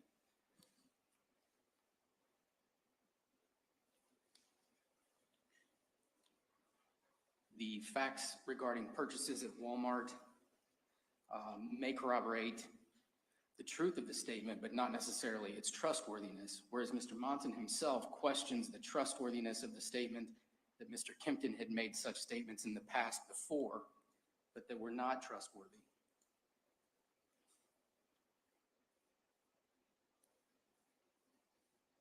And to that end, we just say there's nothing to indicate that what Mr. Kimpton would have said that day could be taken by Mr. Monson as trustworthy.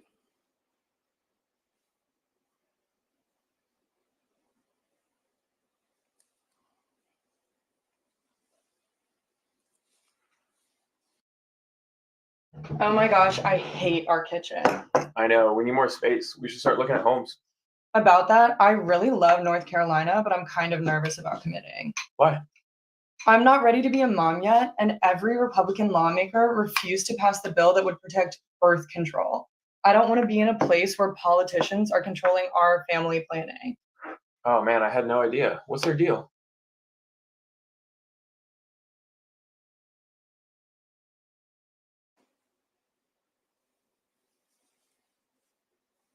Based on the offer of proof made,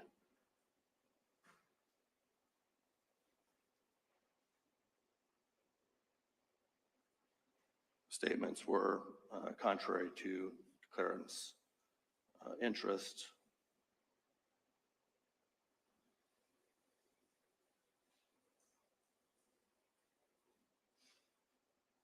As being so great as to expose the declarant to criminal liability. It's pretty obvious. And I do think the corroborating circumstances are strong enough to indicate their trustworthiness.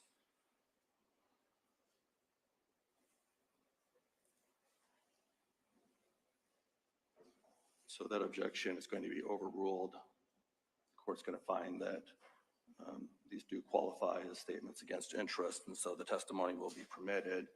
And defense counsel will be able to challenge the quality of the statements through cross-examination. Any further record that's needed? No, Your Honor.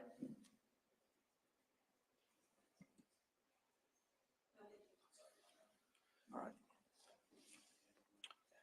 So at this point, can we get our jury back in, and which witness are we going to hear from next?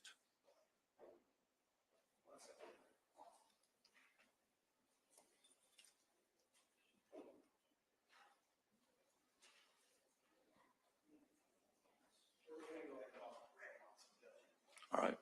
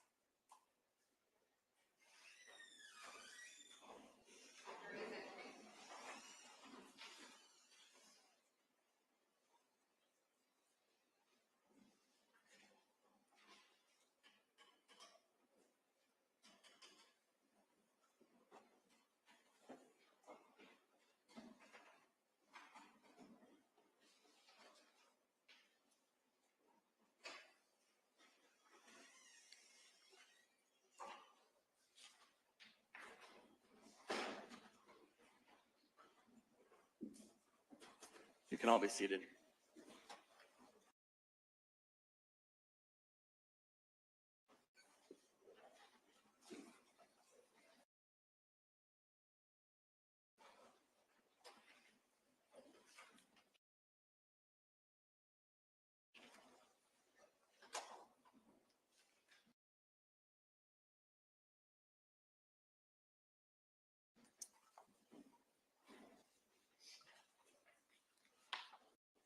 Is the state prepared to call its next witness?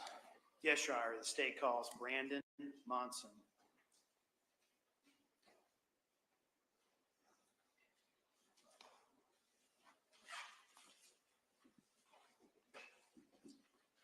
Sir, if you please raise your right hand.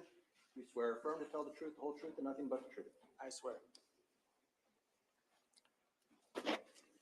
Sir, if you'd please start off by stating and spelling your full name for the record.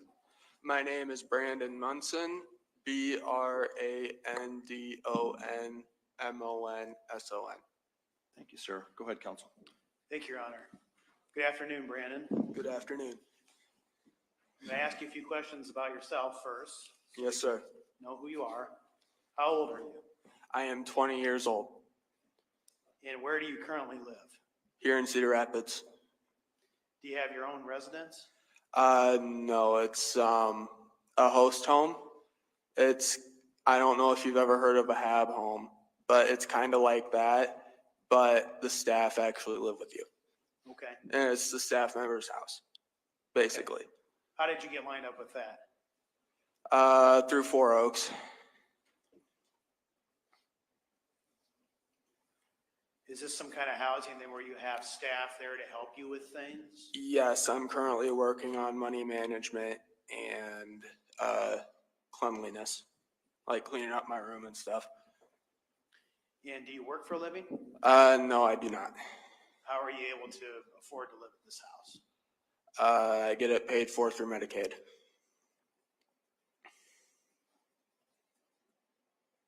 How long have you been there?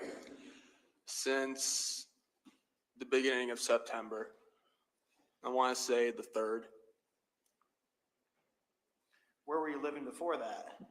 I was living with my grandpa down in Iowa City. And then going back a little bit further than that, where were you living back in February of this year? Half of the month of February, the first half I was homeless, but on February 14th, I moved in with Taya Meyer in her apartment in Marion. Do you remember the address of that apartment or what apartments they were? I know the address. Go ahead. 1790, or wait, no, 690 Bentley Drive in Marion, Iowa. Sorry about that. That's okay. So you said you were living there with Taya Meyer? Yes, I was. And who's she? She is a friend of a friend. Besides Taya Meyer, were you living with anybody else at that address back in February? Yes, but I couldn't really name those people off the top of my head. How'd you meet Taya Meyer? I met her through Logan Kimpton back in December of last year. And so you're saying you know Logan Kimpton? I do know Logan Kimpton, yes. How do you know Logan Kimpton? I met him through school back in 2016, towards the end of the year that year. And I didn't have very many friends, so I just made friends with whoever I could. What school is that? Polk Alternative. Was that a high school then?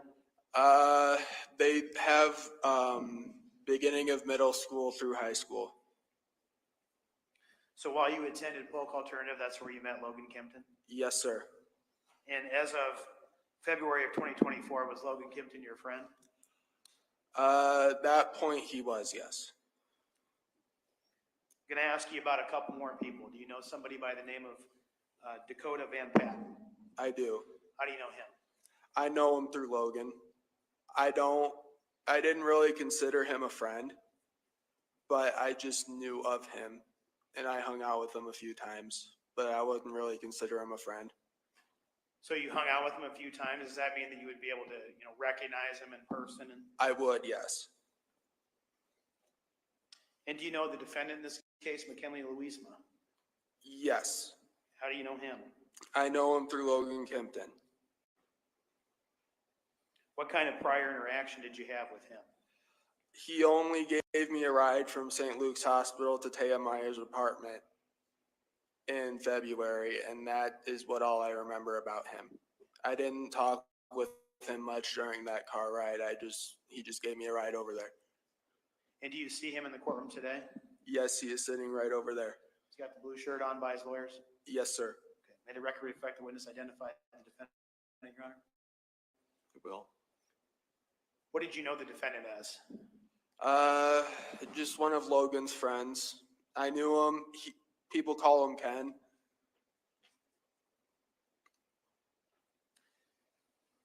Now, this is a case involving the homicide and kidnapping allegations involving Melody Hoffman. You understand that? Yes, sir.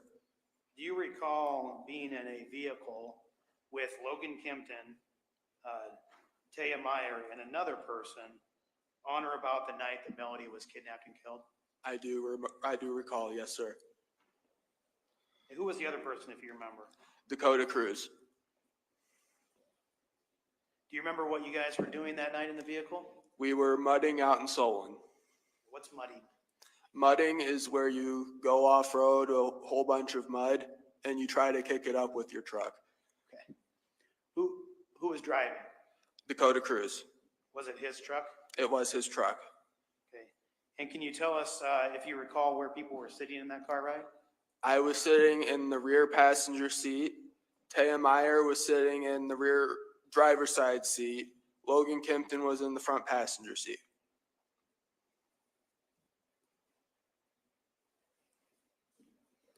During that car ride, was Logan Kimpton talking openly about some plans that he had made with the defendant, Mr. Louisma and Mr. Van Patten? Yes, sir, he was.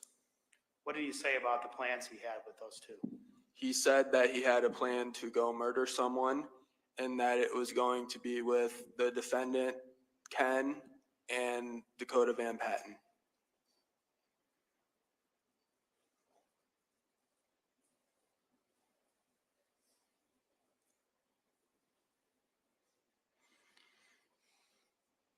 When he said that he had a plan to go murder someone with the defendant and Mr. Van Patten, did he tell you when that was supposed to happen? He said it was supposed to happen that night.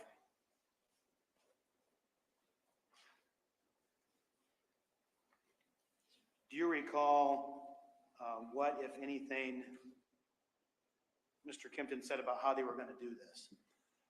I do not recall.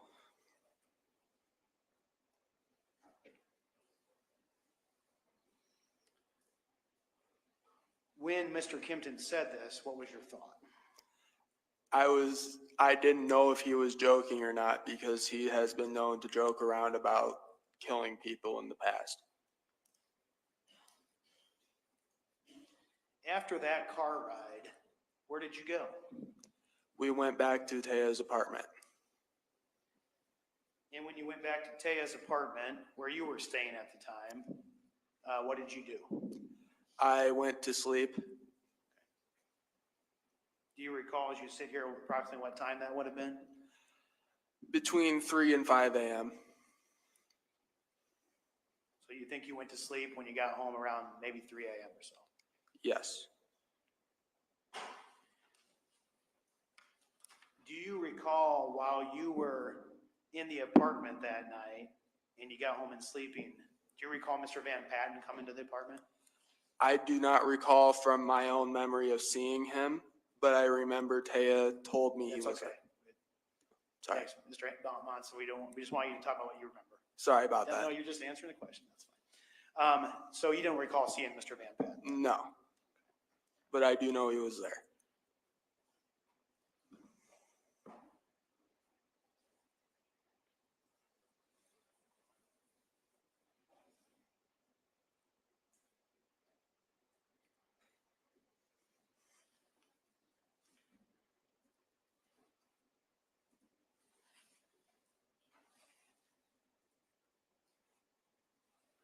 That's all I have, Judge. Cross? Thank you, Your Honor. Good afternoon, Mr. Monson. Good afternoon. Generally speaking, do you have problems with memory? I do. And we have talked to you about your memory of this truck ride with Logan Kimpton and some others. Do you recall giving a deposition in the summer? I do recall that. And we've talked to you about that car ride again here today, correct?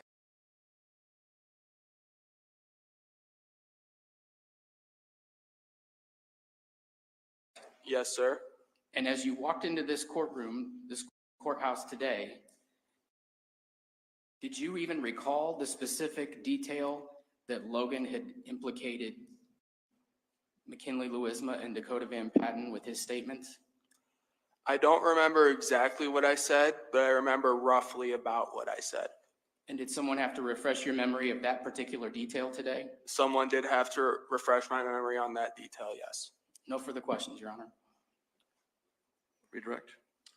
Thank you, Your Honor. You were asked about whether you had memory problems, Mr. Monson? Yes, sir, I did. I was. And what, to your knowledge, what's the cause of those potential problems? It was, to my knowledge, abuse I sustained in foster care. I got hit in the head a lot. When you were initially contacted in this case, did you talk to some Marion police investigators? Yes, I did. And did you tell the Marion police investigators when they talked to you what Logan Kimpton said in that car? Yes. And when you did a deposition this summer in July, did you take an oath to tell the truth? Yes, sir, I did. And during that deposition, did you tell these lawyers and did you tell them what Logan Kimpton said in that car? I did say yes.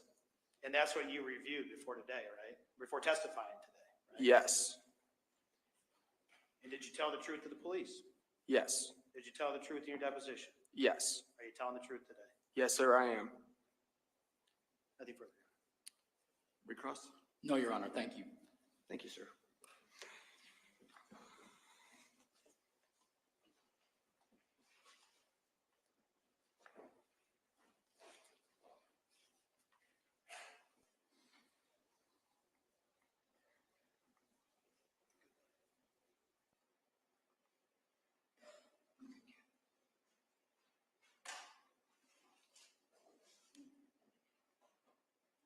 State can call its next witness. State calls Taya Meyer.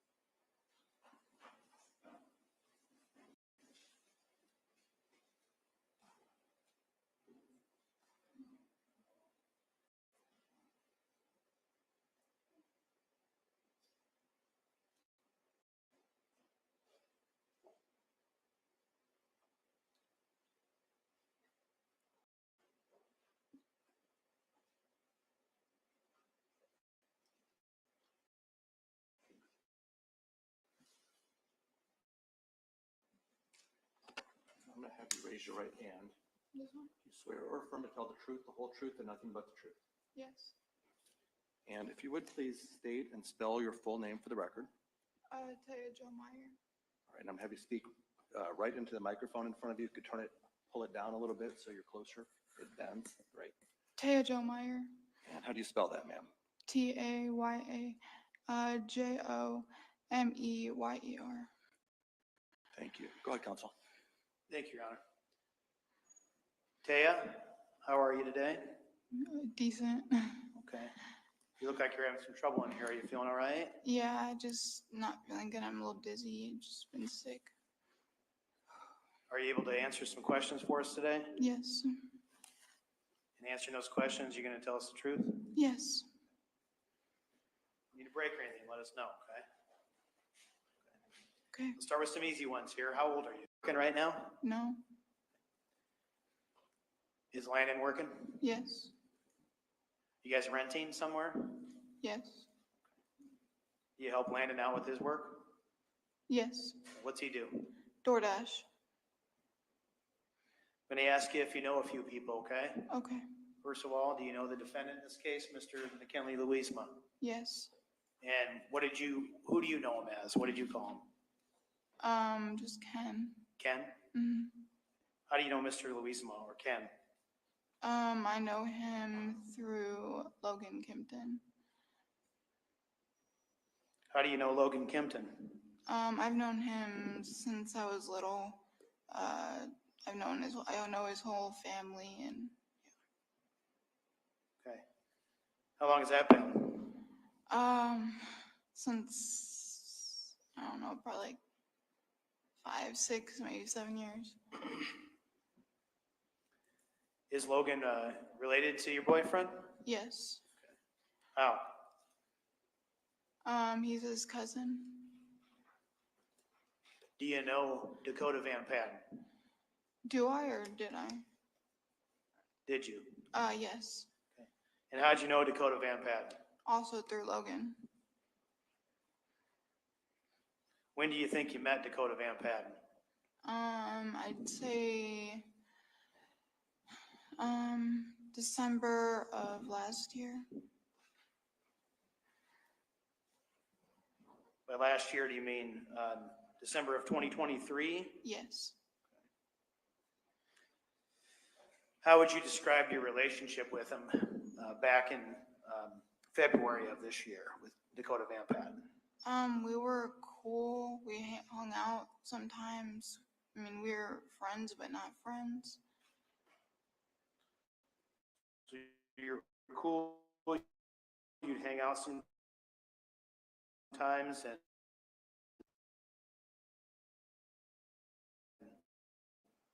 friends, but not friends? What's that mean? Like, we really wouldn't.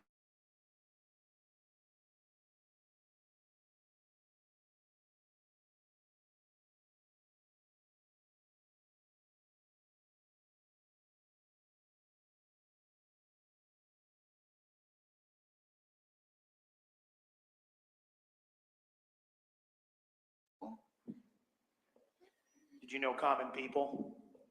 Huh? Like, did you guys know common people? Yes. Okay. Did Mr. Van Patten ever come and hang out at your house back then? Yes. Did you ever let him stay at your house? Yes.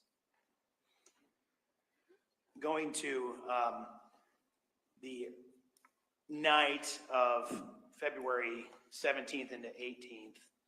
So I want to ask you, before that, had Mr. Van Patten stayed at your house like the night before that? Yes. We'll get back to him in a minute, but I want to ask you if you know somebody by the name of Melody Hoffmanin, or did you? Yes. How did you know Melody Hoffmanin? Like Snapchat, she added me off of mutual friends or a quick ad, and that's just how I knew her. We really didn't talk. She was just on my Snapchat. Did you ever hang out with her in person? No. Did you know whether she was friends with... On Border Czar Kamala's watch, our enemies are running rampant. Violent crime is up over 55%, and tens of thousands of foreign criminals are entering. Tell Kamala to uphold her oath, protect Americans, and secure the border now.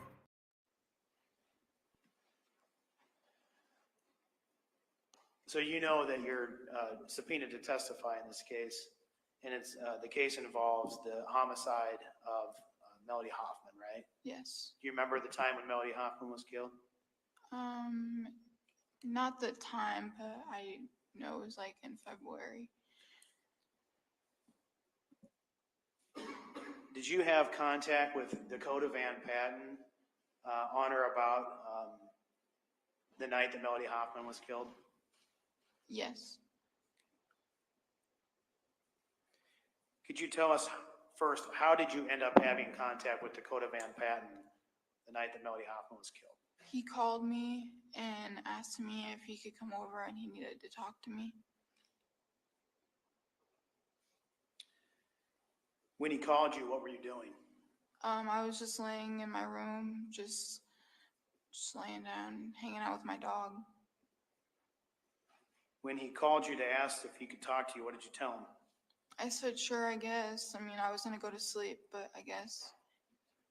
Did he tell you where he was when he called you? No.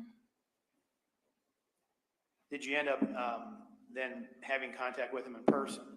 Yes. How'd that happen? He told me to come downstairs, and he asked if we can go upstairs. He tried to give me a hug. I said, no, get away from me. What is this about? Just get to the point. And then we headed upstairs. So he was downstairs. Was he outside of the residence first? Yes. And then he asked to come upstairs, meaning into your apartment? Yes. And did you let him into your apartment? Yes. Okay. And when you got into the apartment, where did the two of you talk? In my room. In your bedroom? Yes.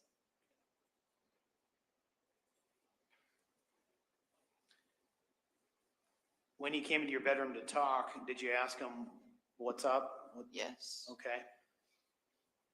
Can you describe, before I ask you what he told you, can you describe what his demeanor and appearance was, like how he's acting?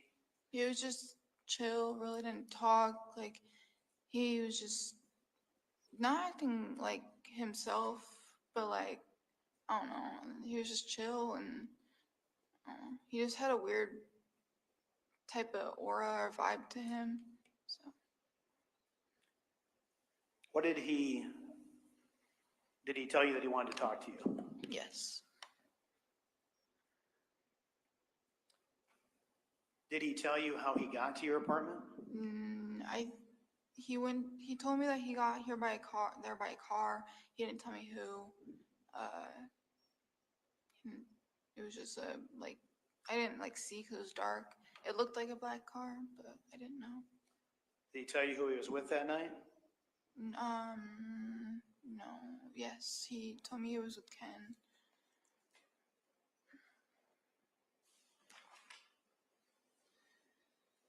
So tell us about the conversation, starting with him wanting to tell you that he really wanted to tell you something. What did you say to him? So I closed my door. I said, so what is this about? I want to go to bed. Like, what are you here for? And he was just like, why do you need to tell you something? I said, well, get off your chest. Tell me, like, what's going on. And he was like, I killed someone. I said, who, why, what the fuck, what for? And he was like, that Melody girl. And I was like, for what? She didn't do anything to you. Who, why would you do that? Who with? What was the reason? He was like, with Ken. And then I said, for what? Why are you at my house? I don't want any part of this. And then Okay, I'm going to stop you for a second so we can break that down, okay? When you said, what is this about? And he said he wanted to tell you something, your testimony is that Mr. Van Patten said that he killed somebody. Mm-hmm. Is that yes? Okay. Is that a yes? Yes. Okay. And what did he say to you about who he was with when he killed her? He just said he was with Ken, and he really didn't say anything more about it. I said, why? And I said, why did it happen?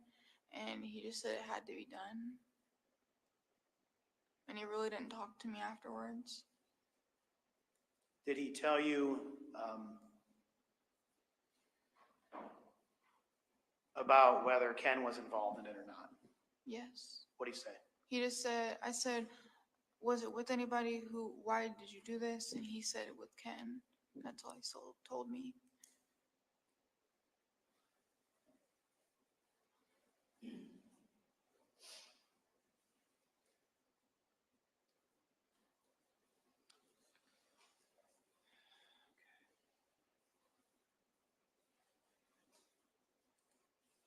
What, if anything, did he do when he told you this? Was he trying to gain sympathy from you, or? I really don't know. He was trying to like lean more towards me, and I think he was trying to give me a hug again. He really just off after he told me, and I was just shaking and scared, and I just was trying to back up from him, stay away from him. Did you let him hug you? No. What did you tell him after he told you that he was with Ken and he killed somebody? I told him to get out. I said, you don't need to be here. You can go in the living room, wait for a ride, and you can do whatever you need to do. I don't want you around here. I'm a girl. Like, that could happen to me. That could happen to anybody. And the fact that you're going to tell me this is crazy, and I just don't want to be a part of it. That's, that's not something you just tell somebody. Did his demeanor or his emotional, condition change at all then? No, he was just chill. No tears, no source of sympathy, nothing.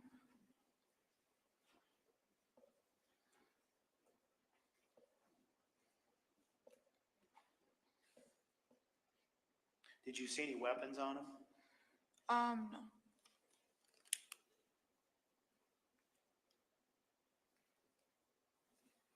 I'm sorry, what'd you say?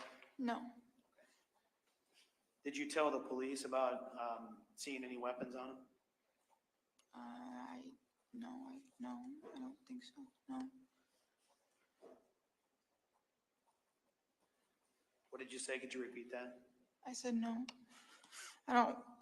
What I can recall, no. 1 second, Taya. Okay.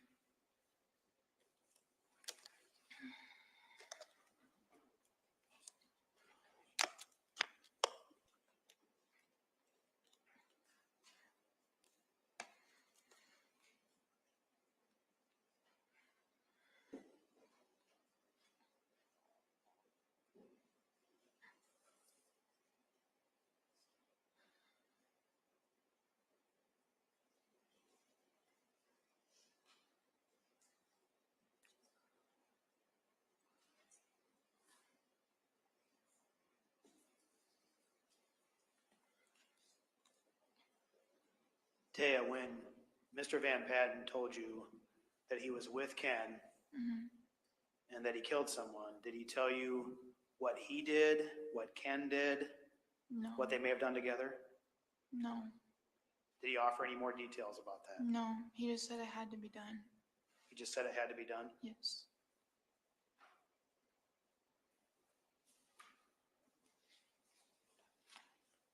How did you feel when Mr. Van Patten told you all this? I was scared. I wanted to cry. I wanted to, call the cops, but I didn't know if he was gonna hurt me. I was just terrified, trying to get him out of my house. Did he end up leaving your house? Yes. So he didn't stay the night there? No, he wanted to, but I told him he had to leave because I didn't want to get killed in the middle of the night or anything. I just wanted him out. I didn't want him around me. I just felt terrified. I called my grandma afterwards and was just scared. Did you ask him any more details about what happened? I tried. I said, why? What happened? What did you do? He stayed with the store and said it had to be done. I think that's all I have, Judge. Cross? Yes, Your Honor. Good afternoon, Ms. Meyer. Morning. Regarding these three young men, Mr. Louisma, Mr. Kimpton, and Mr. Van Patten, had you seen any of them with machetes prior to this date? Before, you meaning? Yes, before Ms. Hoffman's death. I don't think so. No.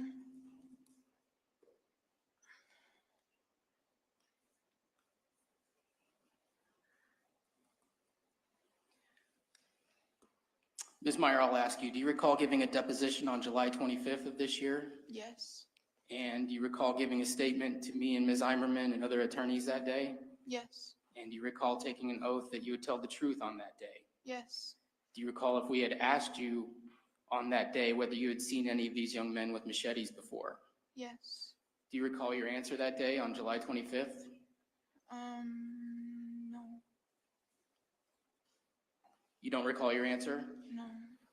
If I showed you the transcript of that deposition, would it refresh your memory? Yes. Your Honor, may I approach? You may. Counsel, I'm looking at page 17 of Ms. Meyer's deposition, lines 2 through 25. Okay.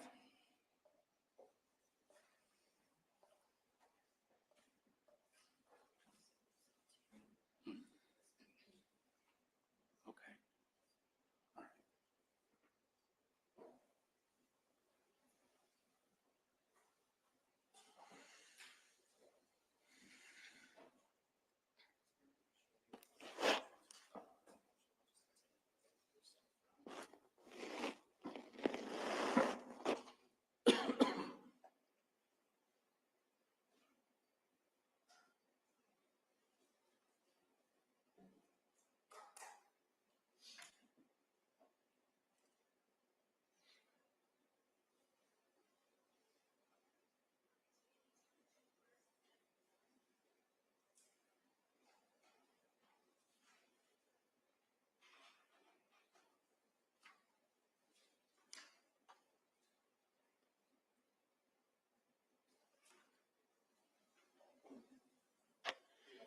Yes.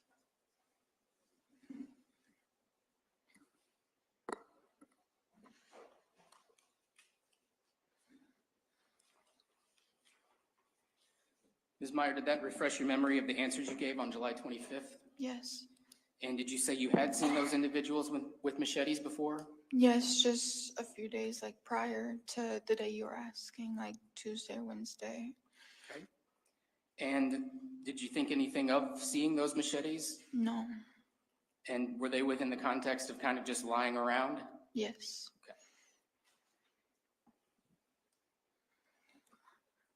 Okay. And also, Ms. Meyer, today,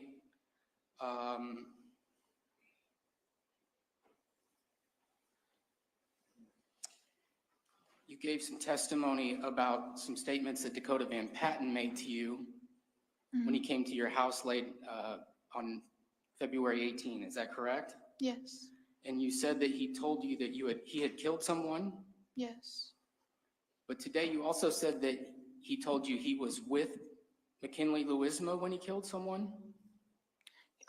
Yes, I didn't remember at first, and then when I've been trying to remember everything, I did remember my statement to police or whatever, and I was like, oh, yeah, not, I remembered him say that he was with Ken, but he didn't say anything other than it had to be done, and nothing about other than Ken was with him.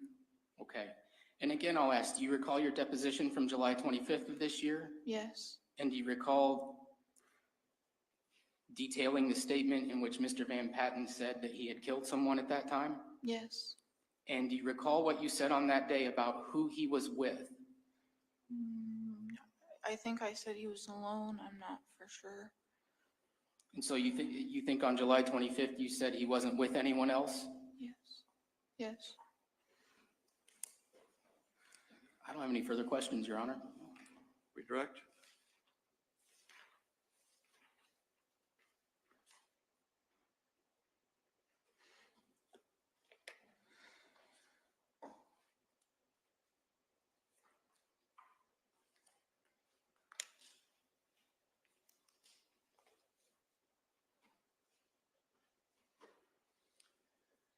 Taya, do you remember on the date of that deposition that I also asked you some questions? Yes. And you remember me asking you about whether you remember telling police officers when they interviewed you that Mr. Van Patten said he was with Ken? Do Yes. you remember what you said at that time? No. And would being able to reference the deposition be able to help you recall what you said when I asked you that? Yes. This is page 45, line 6.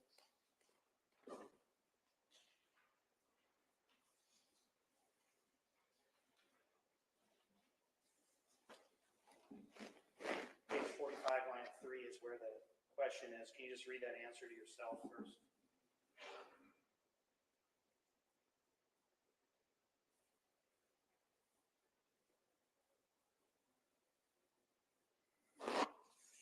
What did you say then when I asked you that day? I said, I don't remember, I don't know. I said also maybe, but I just couldn't remember on the top of my head.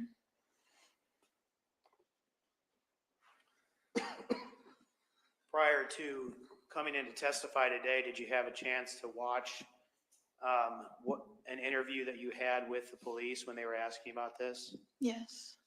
And then that interview, did you say to the police that Mr. Van Patten said when he was talking about killing Melody Hoffmanin that it was he and Ken that did it? Yes. Is that what you told the police? Yes. That's all I have, Your Honor. Cross? No, Your Honor. Thank you, ma'am. Thank you.